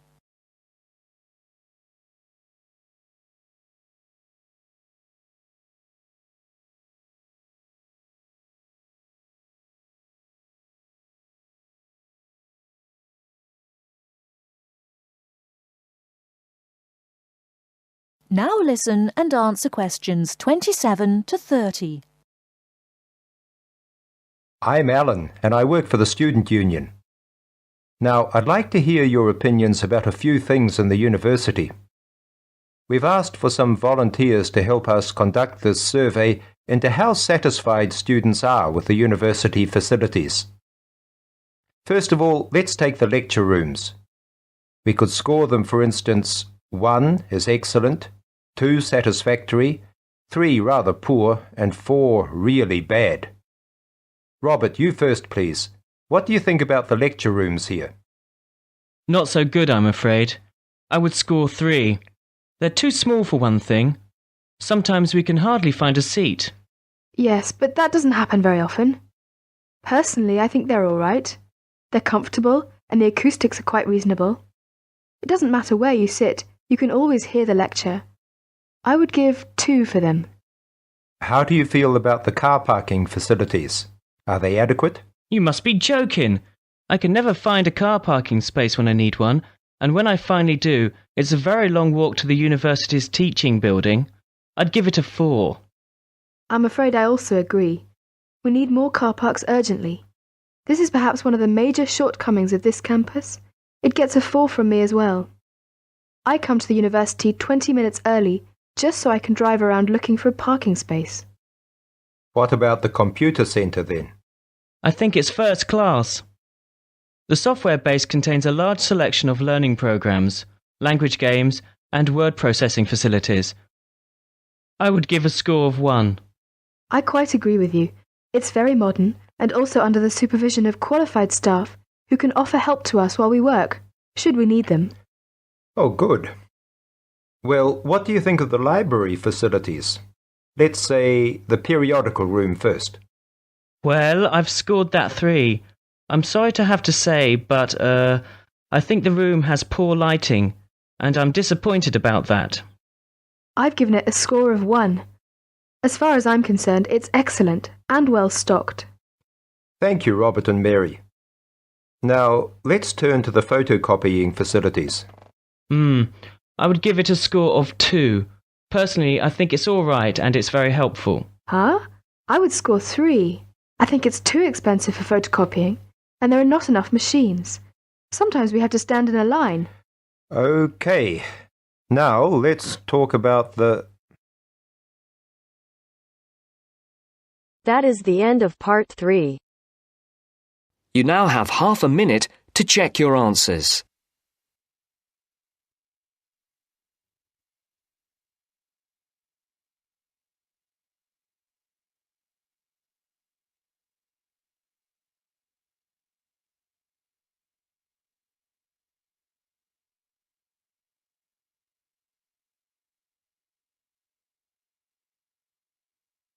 Now turns to part 4. Part 4. You will hear a talk on local businesses at a university business centre. First, you have some time to look at questions 31 to 40.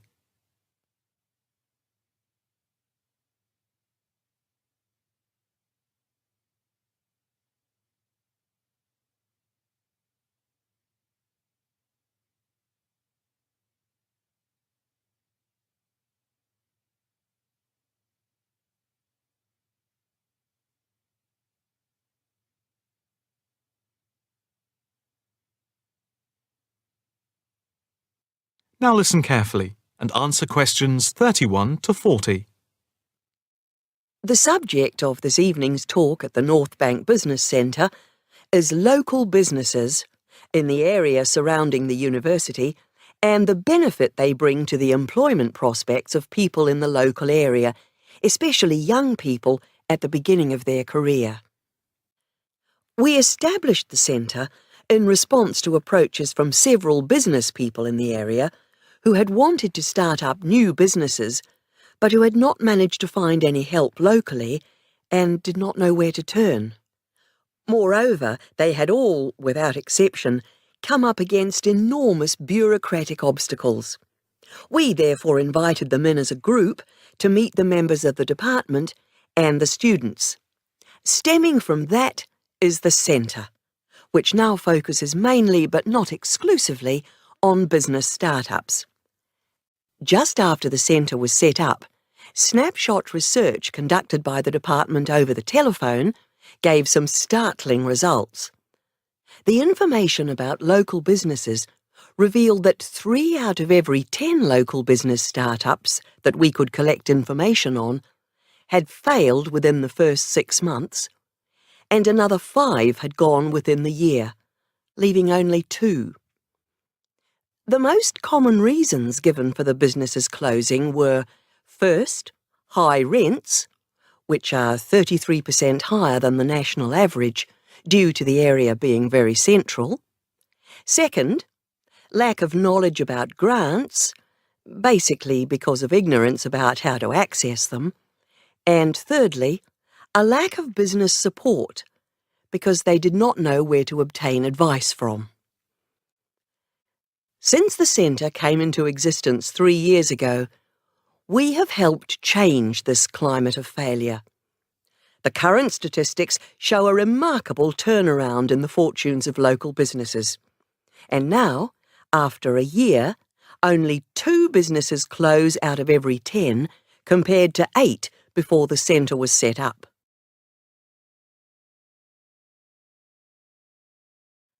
Six local businesses are now taking part in a work placement and monitoring scheme, which is of mutual benefit to ourselves and the companies involved. O Foods, a small start-up company with 9 employees involved in organic food and based at a local market, has 1 final year graduate doing a year-long study on improving the stock turnaround. This was a particular problem because the company found that they were losing sometimes up to 30% of their stock. Another start-up is Innovations, which deals with producing video games. This company, which employs only 5 people, all under the age of 25, is receiving support in attracting business partners and achieving production targets. In the smaller business category, Sampson's Limited, a courier company which is interested in developing a taxi service, is being offered help with their business expansion plans. Another small niche company called Vintage Scooter, which specialises in revamping old scooters, is taking part in a product monitoring scheme, offering customer service up to a year after purchase to check the quality of their restoration. The first of the 2 medium-sized companies that the scheme is monitoring is Build Limited, which employs 47 people. A comparison of their products and services with other businesses in the area is being carried out by a researcher who is trying to support them in their efforts to extend the company's product range. The last company, Jones Systems, is perhaps the most interesting because it has been the victim of considerable personnel problems, which have been affecting the day-to-day operations of the company. And so, we are looking at conflict management and team building within the company. To sum up, advisors help the companies look at different business options and models, apply for grants, deal with employment issues, systems creation, and also provide accommodation at the centre to help them start up. E-mentoring for fledgling businesses is also in operation for those who find it difficult to attend the centre personally. The programme is funded by grants from local authorities. That is the end of part 4. You now have half a minute to check your answers.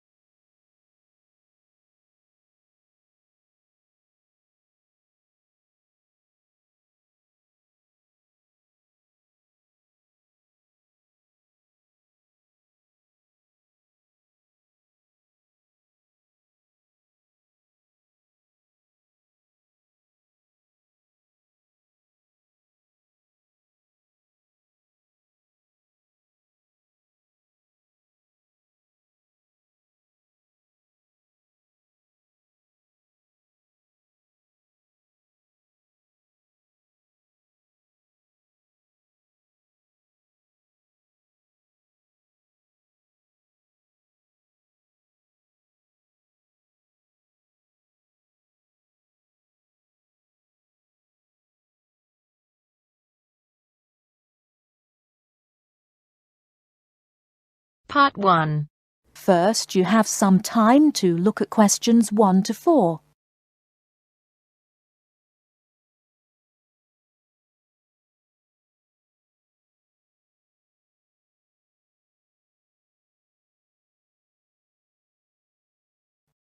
Listen carefully and answer questions 1 to 4. Hello, I am a new student here. Hello, what can I do for you? Can you tell me what the student union does? Well, we're part of the National Union of Students, who represent students' interests across the country. We provide services for all students at this college. What kind of services?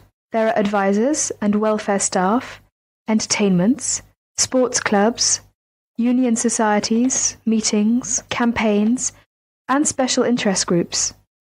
We offer everything from ballroom dancing to karate, jazz, and political debates. Sounds great. How can you help overseas students? As I've said, we have welfare officers who are used to the sort of problems overseas students may have. They know where to get advice on a particular situation, or basically give whatever help is asked for. I am from the Philippines, and I hope I can meet other Filipino students who are here. I play chess and many sports, especially badminton, basketball, and wrestling. Please, can you tell me how to find out about these things? There is a Filipino society at the college. Regular meetings take place and lots of social activities are organized, such as meals, plays, and dances. The society is made up of Filipino students and other students who have an interest in the Philippines. And what about the sports? Does a union offer the ones I'm interested in? Yes, we do. There are basketball and wrestling teams. If you want to play in one of the college teams, you have to go along to training sessions and compete for a place. For badminton, you can either go to the badminton club or book a court to play with friends. Is there also a chess club or team? No, I'm afraid not. It may be best for you to put a notice on our notice board to find other players. Will that cost me anything? No, it's a free service available to all students, but you have to give your notice to a union officer first, so that it's fair for everyone who wants to use the notice board. I only have a room for 1 month at the moment. I need to find a house or a flat to live in near the college. Are you able to help me with any accommodation problems? There are always rooms available in shared flats or houses on our notice board. The college has some of its own accommodation, and you can also apply for these. If you have any problems at all, you should talk to one of the student union's welfare officers, who can give specialist advice on accommodation. Thank you for your help. You're welcome. Now would you mind helping us?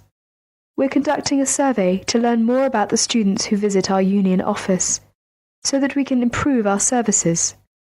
Would you mind if I asked you a few questions? Not at all.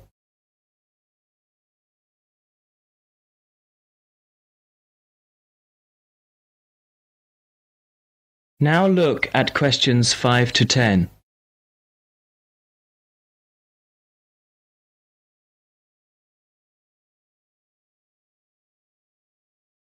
As you listen to the student's conversation with the union officer, fill in the spaces 5 to 10 on the form.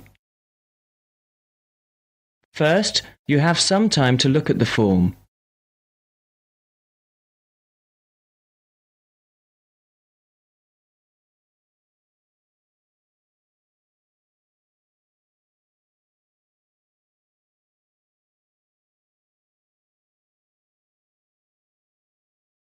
Now listen carefully and fill in gaps 5 to 10.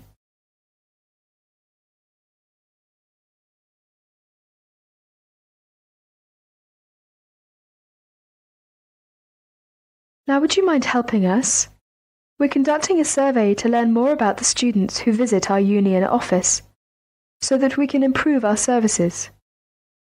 Would you mind if I asked you a few questions? Not at all. First of all, what is your name? My name is Cesar Bautisto. How do you spell your last name? Bautisto. T-I-S-T-O. Thank you. And what are you studying? Development Economics. I see. And how long is the course for? 1 year. It's a postgraduate diploma. What would you like to do at the end of it? Have you made your mind up yet? Yes, I'd like to be a United Nations project advisor. Oh, would you? That sounds interesting. Tell me, though, why have you chosen this university? It's got a good reputation in the field of economics. And you say you come from the Philippines? Yes, that's right. And which city do you come from? Manila. Oh, that's the city I've always wanted to go to. What do you do in your spare time? I go to play games. I love sports. Ah, yes, you mentioned that. Basketball, badminton, and wrestling, wasn't it? Yes, that's right. Okay, that's it. I'll add your name to our mailing list. We appreciate your help with this survey. If you have any suggestions, be sure to give us a call or drop by at any time. All right, I will. Thank you. Bye. Bye.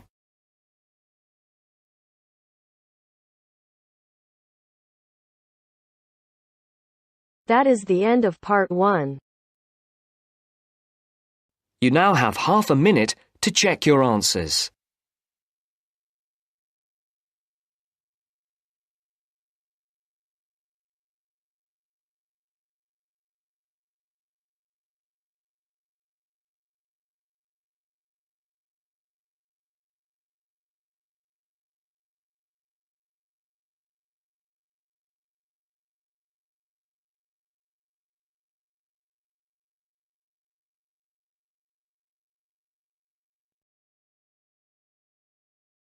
Now turns to part 2. Part 2. Everyone knows that we have achieved a huge amount in terms of space exploration. First, you have some time to look at questions 11 to 16.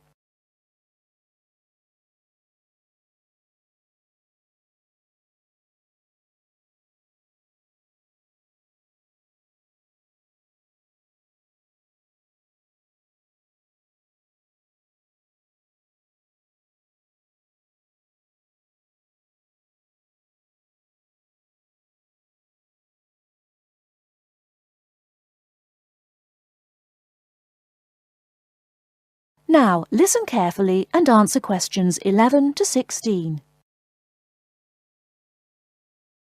Everyone knows that we have achieved a huge amount in terms of space exploration. The space race between ourselves and Russia went on for nearly 20 years, but we were the first to land a man on the moon. At that time, the space race was very close, and the Russians very nearly got to the moon before us. For me, the most exciting invention, and the invention that really showed we were ahead in the space race, was the reusable space shuttle.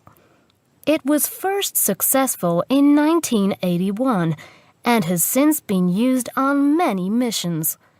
The reusable shuttle can carry astronauts on space missions and can serve as a laboratory in which to conduct experiments.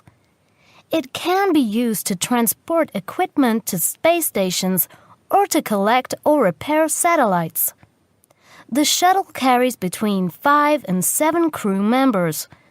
When a mission is complete, the shuttle fires thrusters, which propel it back into the Earth's atmosphere.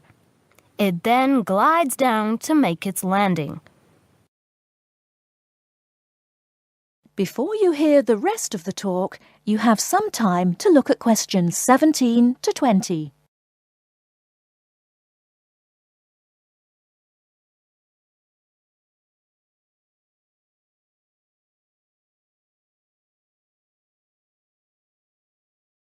Now listen and answer questions 17 to 20. Although the remains of very early ovens have been found in many parts of the world, it was here that they were first used frequently in people's homes. In ancient Greece and in other parts of Europe and Turkey, people used ovens to bake bread. But it seems there was only one large oven that everyone shared. Here the remains of villages from 5,000 years ago show that each mud brick house was constructed with an oven, and that baking bread and perhaps cooking meat was very common. The ovens were made of clay and shaped like a beehive. Inside they had shelves, so that a number of loaves could be cooked together, and an opening at the bottom from which ash could be removed. That is the end of part 2. You now have half a minute to check your answers.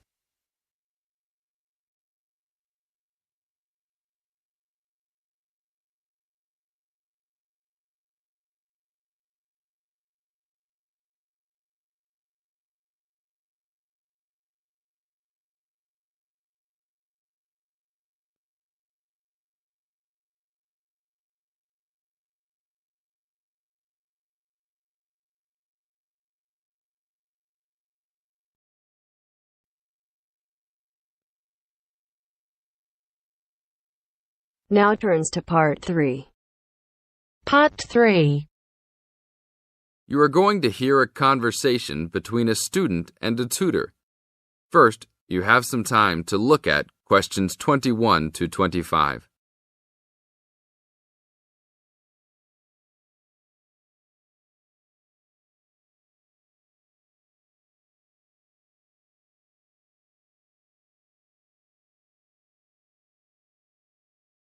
Now listen to the tape and answer questions 21 to 25. Hi, Brad. I was wondering if you have time to answer some of my questions about my upcoming test. Sure, no problem, Jeff. What is it that you're having problems on? Well, it's for my English final. We have to prepare a 5-minute speech to present in front of the whole class, including the professor. So I'm a little bit worried.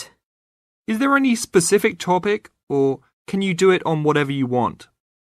It has to have something to do with the origins of English literature. I'm thinking of doing it on Shakespeare, but I bet many other students will have the same idea. That's fine. Don't worry if others are doing the same thing. As long as you do a good job, that's all that counts.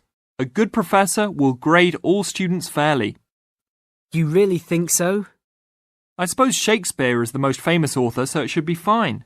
Besides, Shakespeare has so many works. You only have to choose a couple of them and talk about those. I guess you're right. Do you have any advice about how to prepare a speech? First, you need to select your topic. Have you done this yet? Yes, I have lots of information on Shakespeare. Good. Next, you should do a research on a specific topic. Do you have a deadline for which to turn in your speech topic? The deadline is next Tuesday. So you should have a detailed outline of what you will say by then. Do not just turn in a piece of paper saying Shakespeare on it. That will not give your professor any idea as to what you will be talking about. Okay, so you think I should write out an outline of my speech? Of course! Writing your speech out in outline form is essential. No one could give a speech from scratch. Even the president must refer to his outline when giving a speech. An outline will give you a good structure to base your speech on. Now look at questions 26 to 30.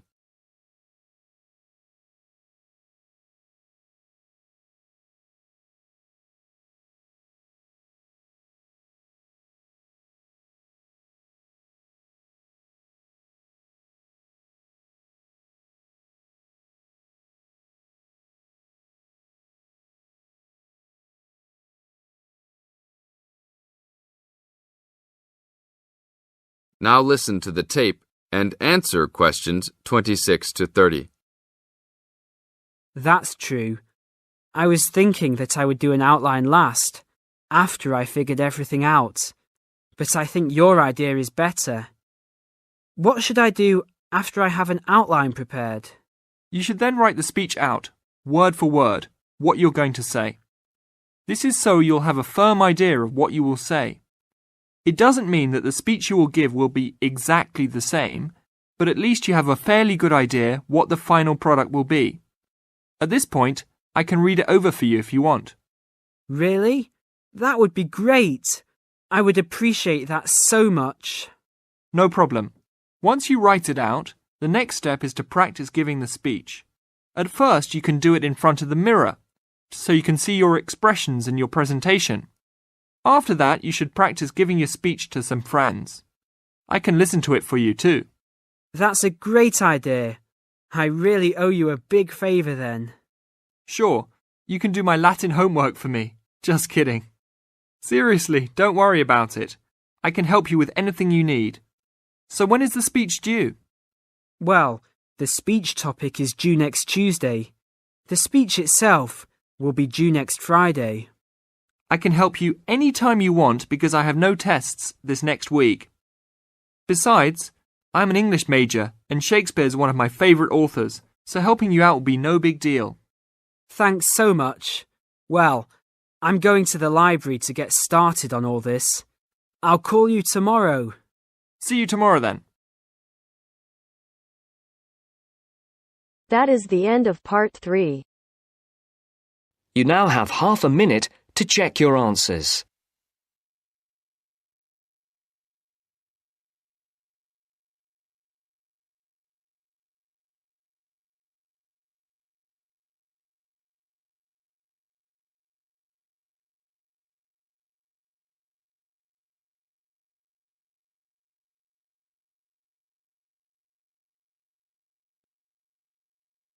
Now turns to part 4. Part 4. You will hear a historian giving a presentation about techniques to identify the origin of handwritten books from the Middle Ages. First, you have some time to look at questions 31 to 40.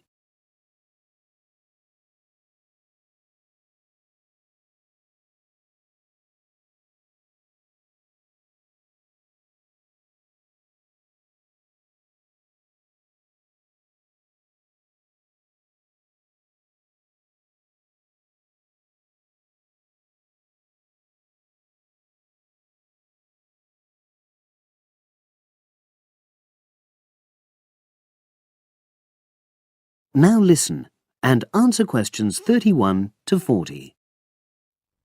My presentation today is on how the science of genetics is being used to shed light on the origin of manuscripts, anything written by hand, produced in the medieval period, that is, the period between the 5th and 15th centuries AD.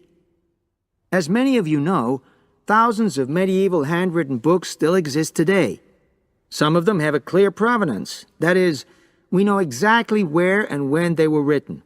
But the origin of many manuscripts has been a complete mystery, that is, until 2009, when geneticists started using DNA testing to shed light on their origins. But before looking at the new research, I need to explain something about the way the manuscripts were produced, particularly what they were written on. Virtually all were written on treated animal skins, and there were essentially 2 types. The first was parchment, which is made of sheepskin. It has the quality of being very white, but also being thin. It has a naturally greasy surface, which meant it was hard to erase writing from it. This made it much sought after for court documents in medieval times. The second type is vellum, which is calfskin. This was most often used for any very high-status documents because it provided the best writing surface, so scribes could achieve lettering of high quality. So, once the animal hides had been chosen, they had to be prepared. Where the right materials were on hand, the skins were put into large barrels or vats of lime, where they were agitated or stirred frequently. But if lime wasn't available, then the hides were buried. Both these techniques were designed to cause the hair to slough off and the skins to become gelatinous and therefore more flexible. The next stage was to put the hides on stretcher frames and pull them very tight. While on the frame, they were scraped with a moon-shaped knife in order to create a uniform thickness. For parchment, that was the end of the process. But for vellum, there was an additional stage, where it was bleached in order to achieve the desired color.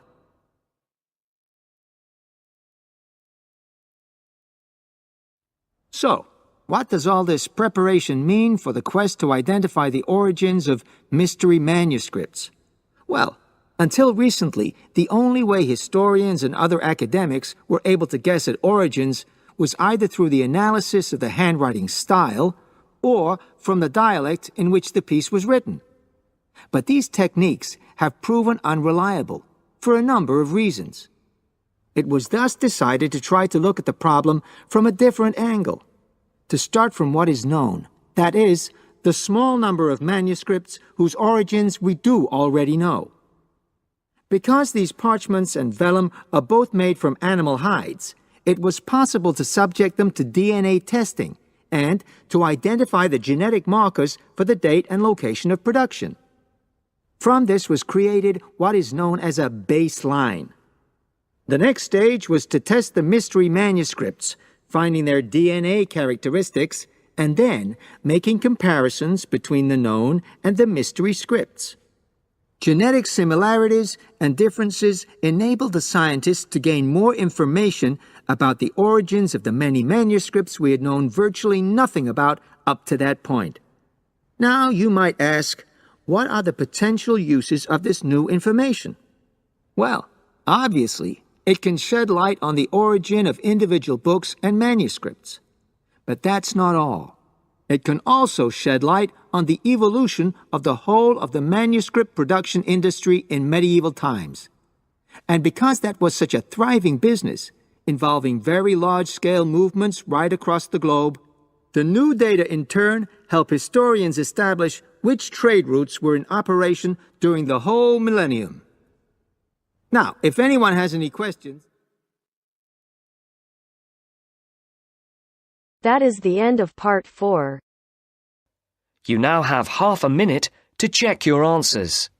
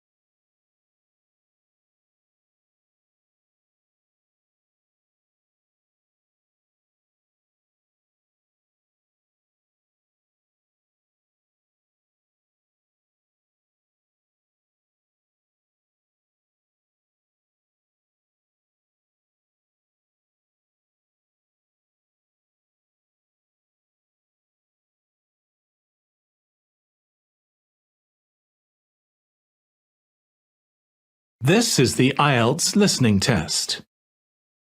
You will hear a number of different recordings, and you will have to answer questions on what you hear. There will be time for you to read the instructions and questions, and you will have a chance to check your work. All the recordings will be played once only. The test is in 4 parts. At the end of the test, you will be given 10 minutes to transfer your answers to the answer sheet. Now turn to Part 1. Part 1. You will hear a telephone conversation between a hotel receptionist and a caller making a reservation. Seconds to look at questions 1 to 7.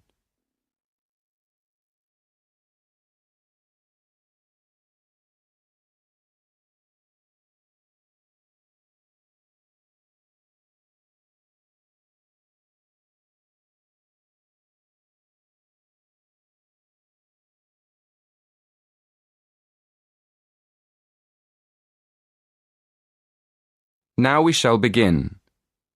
You should answer the questions as you listen, because you will not hear the recording a second time. Listen carefully and answer questions 1 to 7.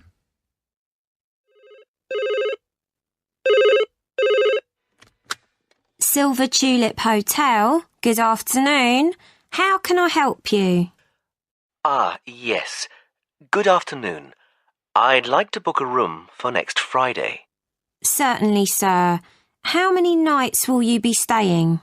Just one, please. And would you like a single or double room? A double room, please. A double room. And would you like twin beds or a king-size bed? A king-sized bed, please. Let me see. Yes, we do have a double room available for next Friday. Would you like me to book it for you? Yes, please. Could I have your name, please? Yes, it's Edward Francis. Is that Frances? No, it's Francis. Francis. Yes, that's right. And your home address, please, sir? Yes, it's 23 Cypress Avenue, Cambridge. Is that Cyprus? No, Cypress, like the tree. Oh, I see. And your postcode is? CB3 9NF. And it's just for one night? Yes, that's right. We can reserve a parking space for you. Are you coming by car? Actually, I'll be taking a taxi from the station. That's fine. And one last question. Would you like dinner and breakfast? No dinner, thank you. But I'd like breakfast. Just breakfast. So, to confirm, you're arriving on Friday the 16th of April and leaving on Saturday the 17th. That's one night in a double room with a king-size bed with breakfast. That's right. Thank you very much. Before you hear the rest of the conversation, in the exam you will have 20 seconds to look at questions 8 to 10.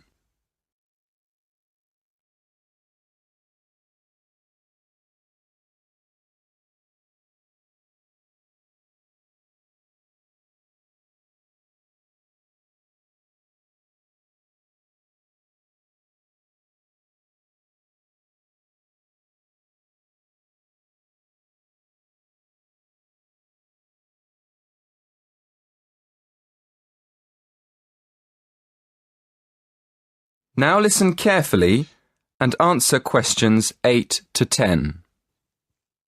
And could I have your mobile number, please?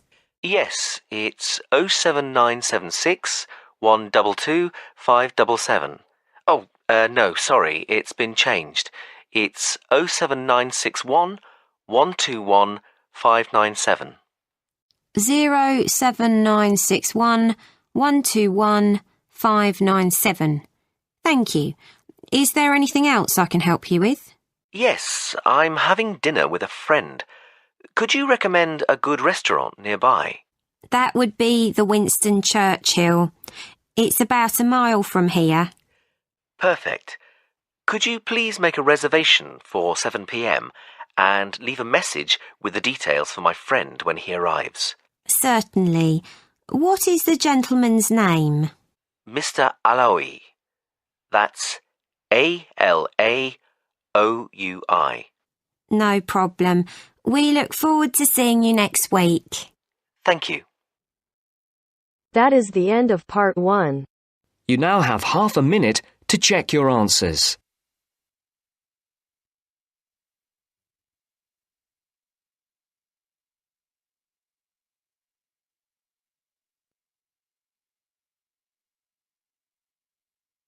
Now turns to part 2. Part 2. You will hear a tutor and some students discussing choosing courses at a college. First, look at questions 11 to 14.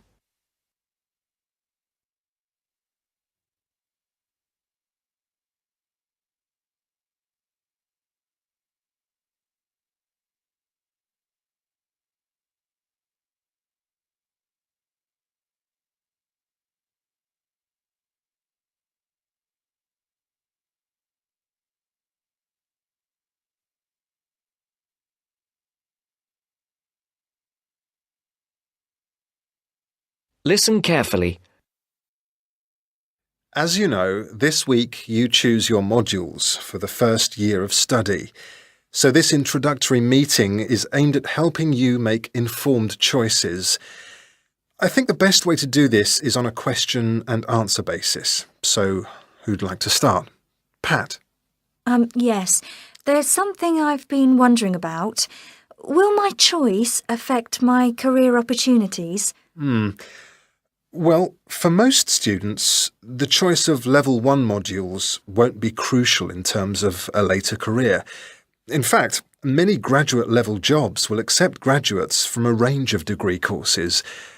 Employers will often be at least as interested in how well a student has performed academically and how the whole experience of university has developed the student as a person, as in the detail of the course options chosen. Selecting modules that will interest you and in which you think you will be particularly successful is therefore also likely to make good sense in career terms. On certain degree courses, though, module choice can be important. This applies mainly to vocational courses, where the degree confers an accredited professional training, as well as university education. Usually the modules students are required to take will include all those needed to meet those professional requirements. Your academic department, in this case chemical and process engineering, and the university's career service will be able to advise you, and will be pleased to help you sort out anything you're not certain about. Right. Before the broadcast continues, look at questions 15 to 20.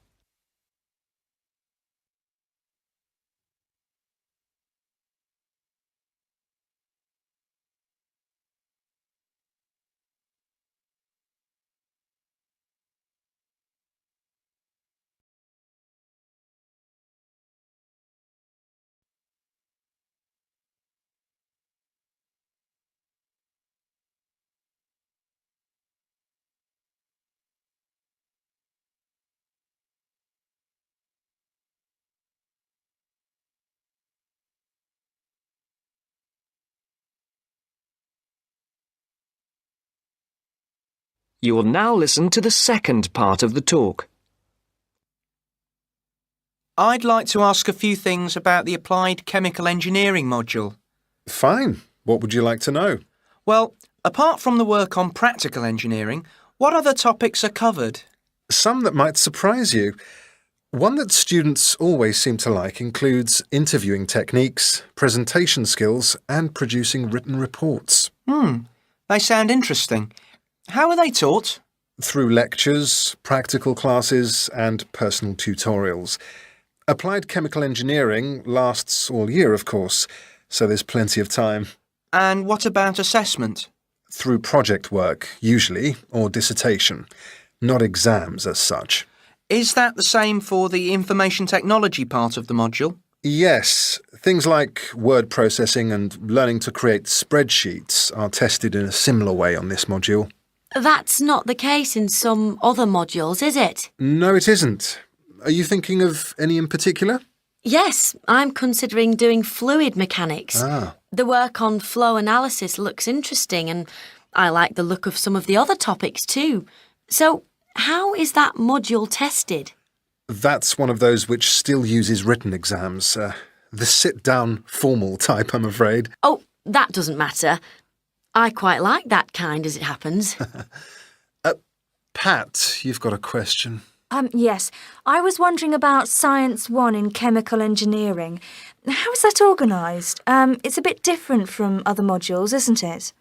Yes, it aims to give the necessary basis of physics and biology for those students who haven't studied the relevant subjects at A-level or equivalent.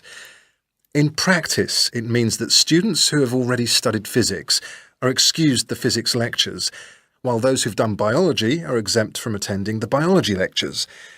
In the second part of the module, you're assessed on your project work in one of those subjects. And does the teaching approach differ too? Yes, particularly in one respect. You're encouraged to learn by working out the solutions to problems for yourself. I like the sound of that. OK. Anything else? Yes, I believe it's possible to do a modern language as part of the course. Can you tell me a bit about the Spanish 1A module? Certainly. The is on understanding and speaking, but students also learn to carry out some straightforward reading and writing tasks. Basic aspect comprises 36 hours of class contact, mainly in tutorial groups of 16 to 20, and students are expected to do approximately 64 hours of private study. It sounds interesting. I did some Spanish at the Cervantes Institute last year.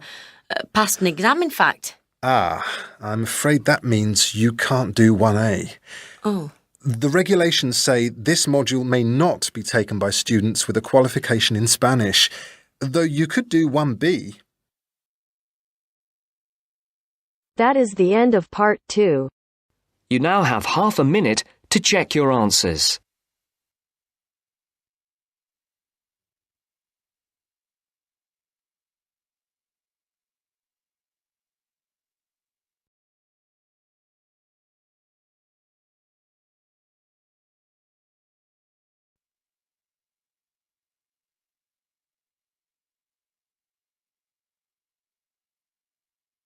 Now turns to part 3. Part 3. You will hear part of a lecture about tourism in the leisure industry. First, you have some time to look at questions 21 to 25.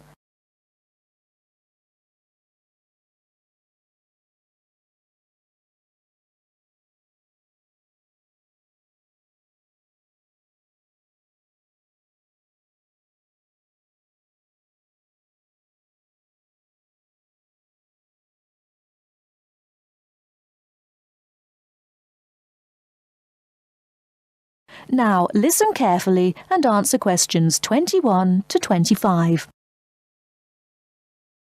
In today's lecture, we'll begin with an overview of the impact of tourism on the societies and cultures of the host area. Then we'll look at some case studies. One model for the socio-cultural impact of tourism has been provided by Doxy. You'll find a reference in your reading list. He called his model the Iridex. That's a contraction of Irritation Index, and it attempts to show how the attitudes of local people to tourists and tourism change over the years. Doxy identifies 4 stages. He calls the first stage euphoria, happiness, because initially the tourists are regarded as a novelty, and because of this they're welcomed by everyone in the host area. But as well as that, there's another reason for the people in the host community to welcome tourists. Local people realise that tourism brings scope for economic benefits. As tourist development begins to increase, however, local interest in the visitors becomes sectionalised. That means that some sections of the local population become involved with tourists, while others don't.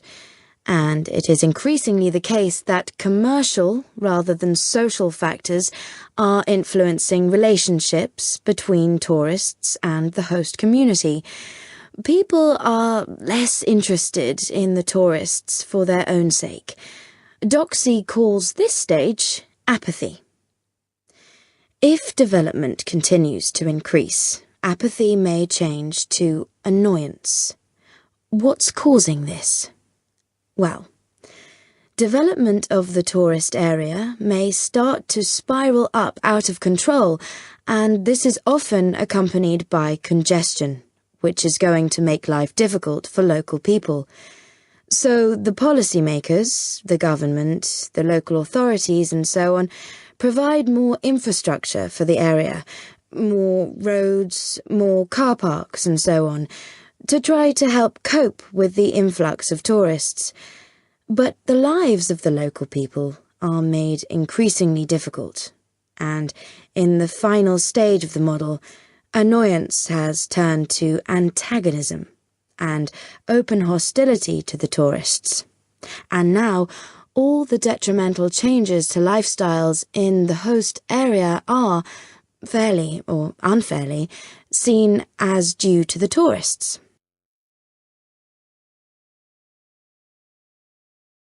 Before you hear the rest of the talk, you have some time to look at questions 26 to 30.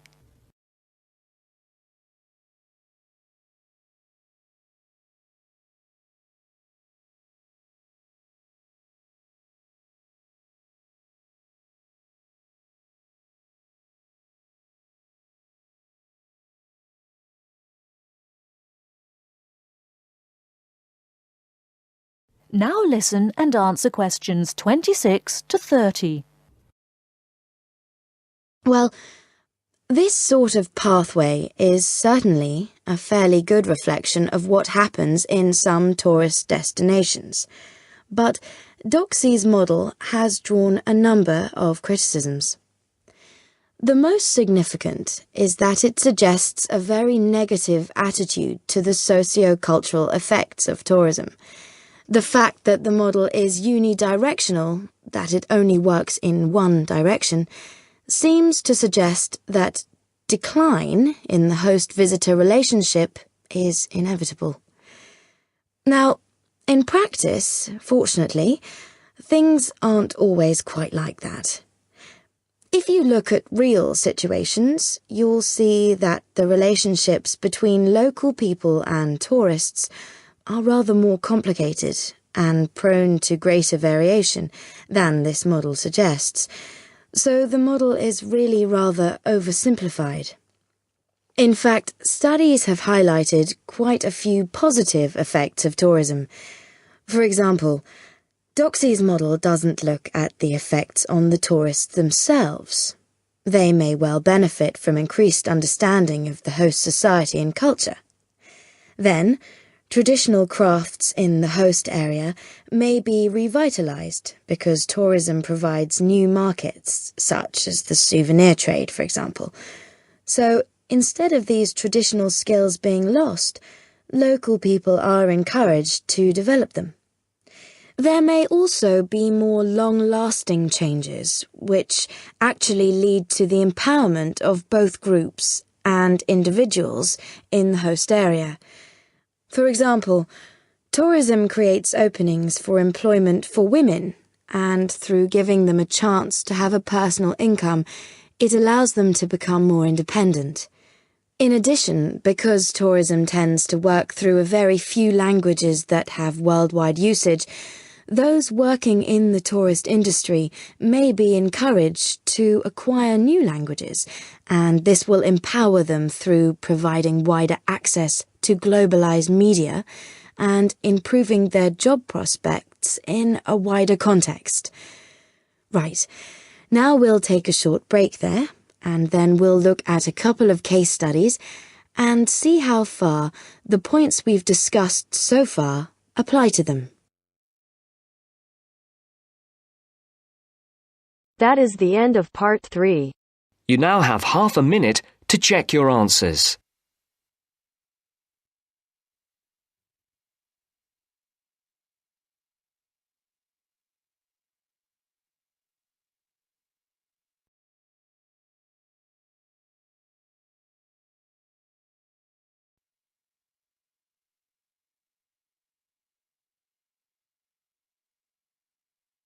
Now turns to part 4. Part 4. You will now hear a speaker talking about student loans. First, you have some time to look at questions 31 to 40.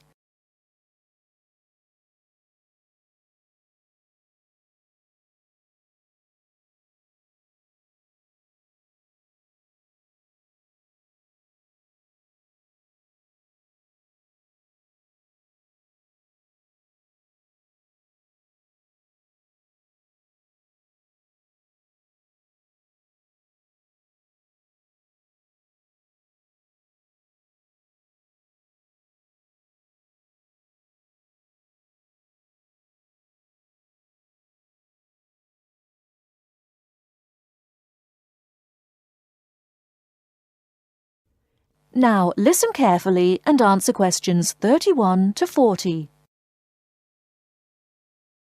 Thanks for turning up today and welcome to this short talk on student loans. What you'll hear from me today are a few starting points, which should guide you in the right direction for what is suited for you.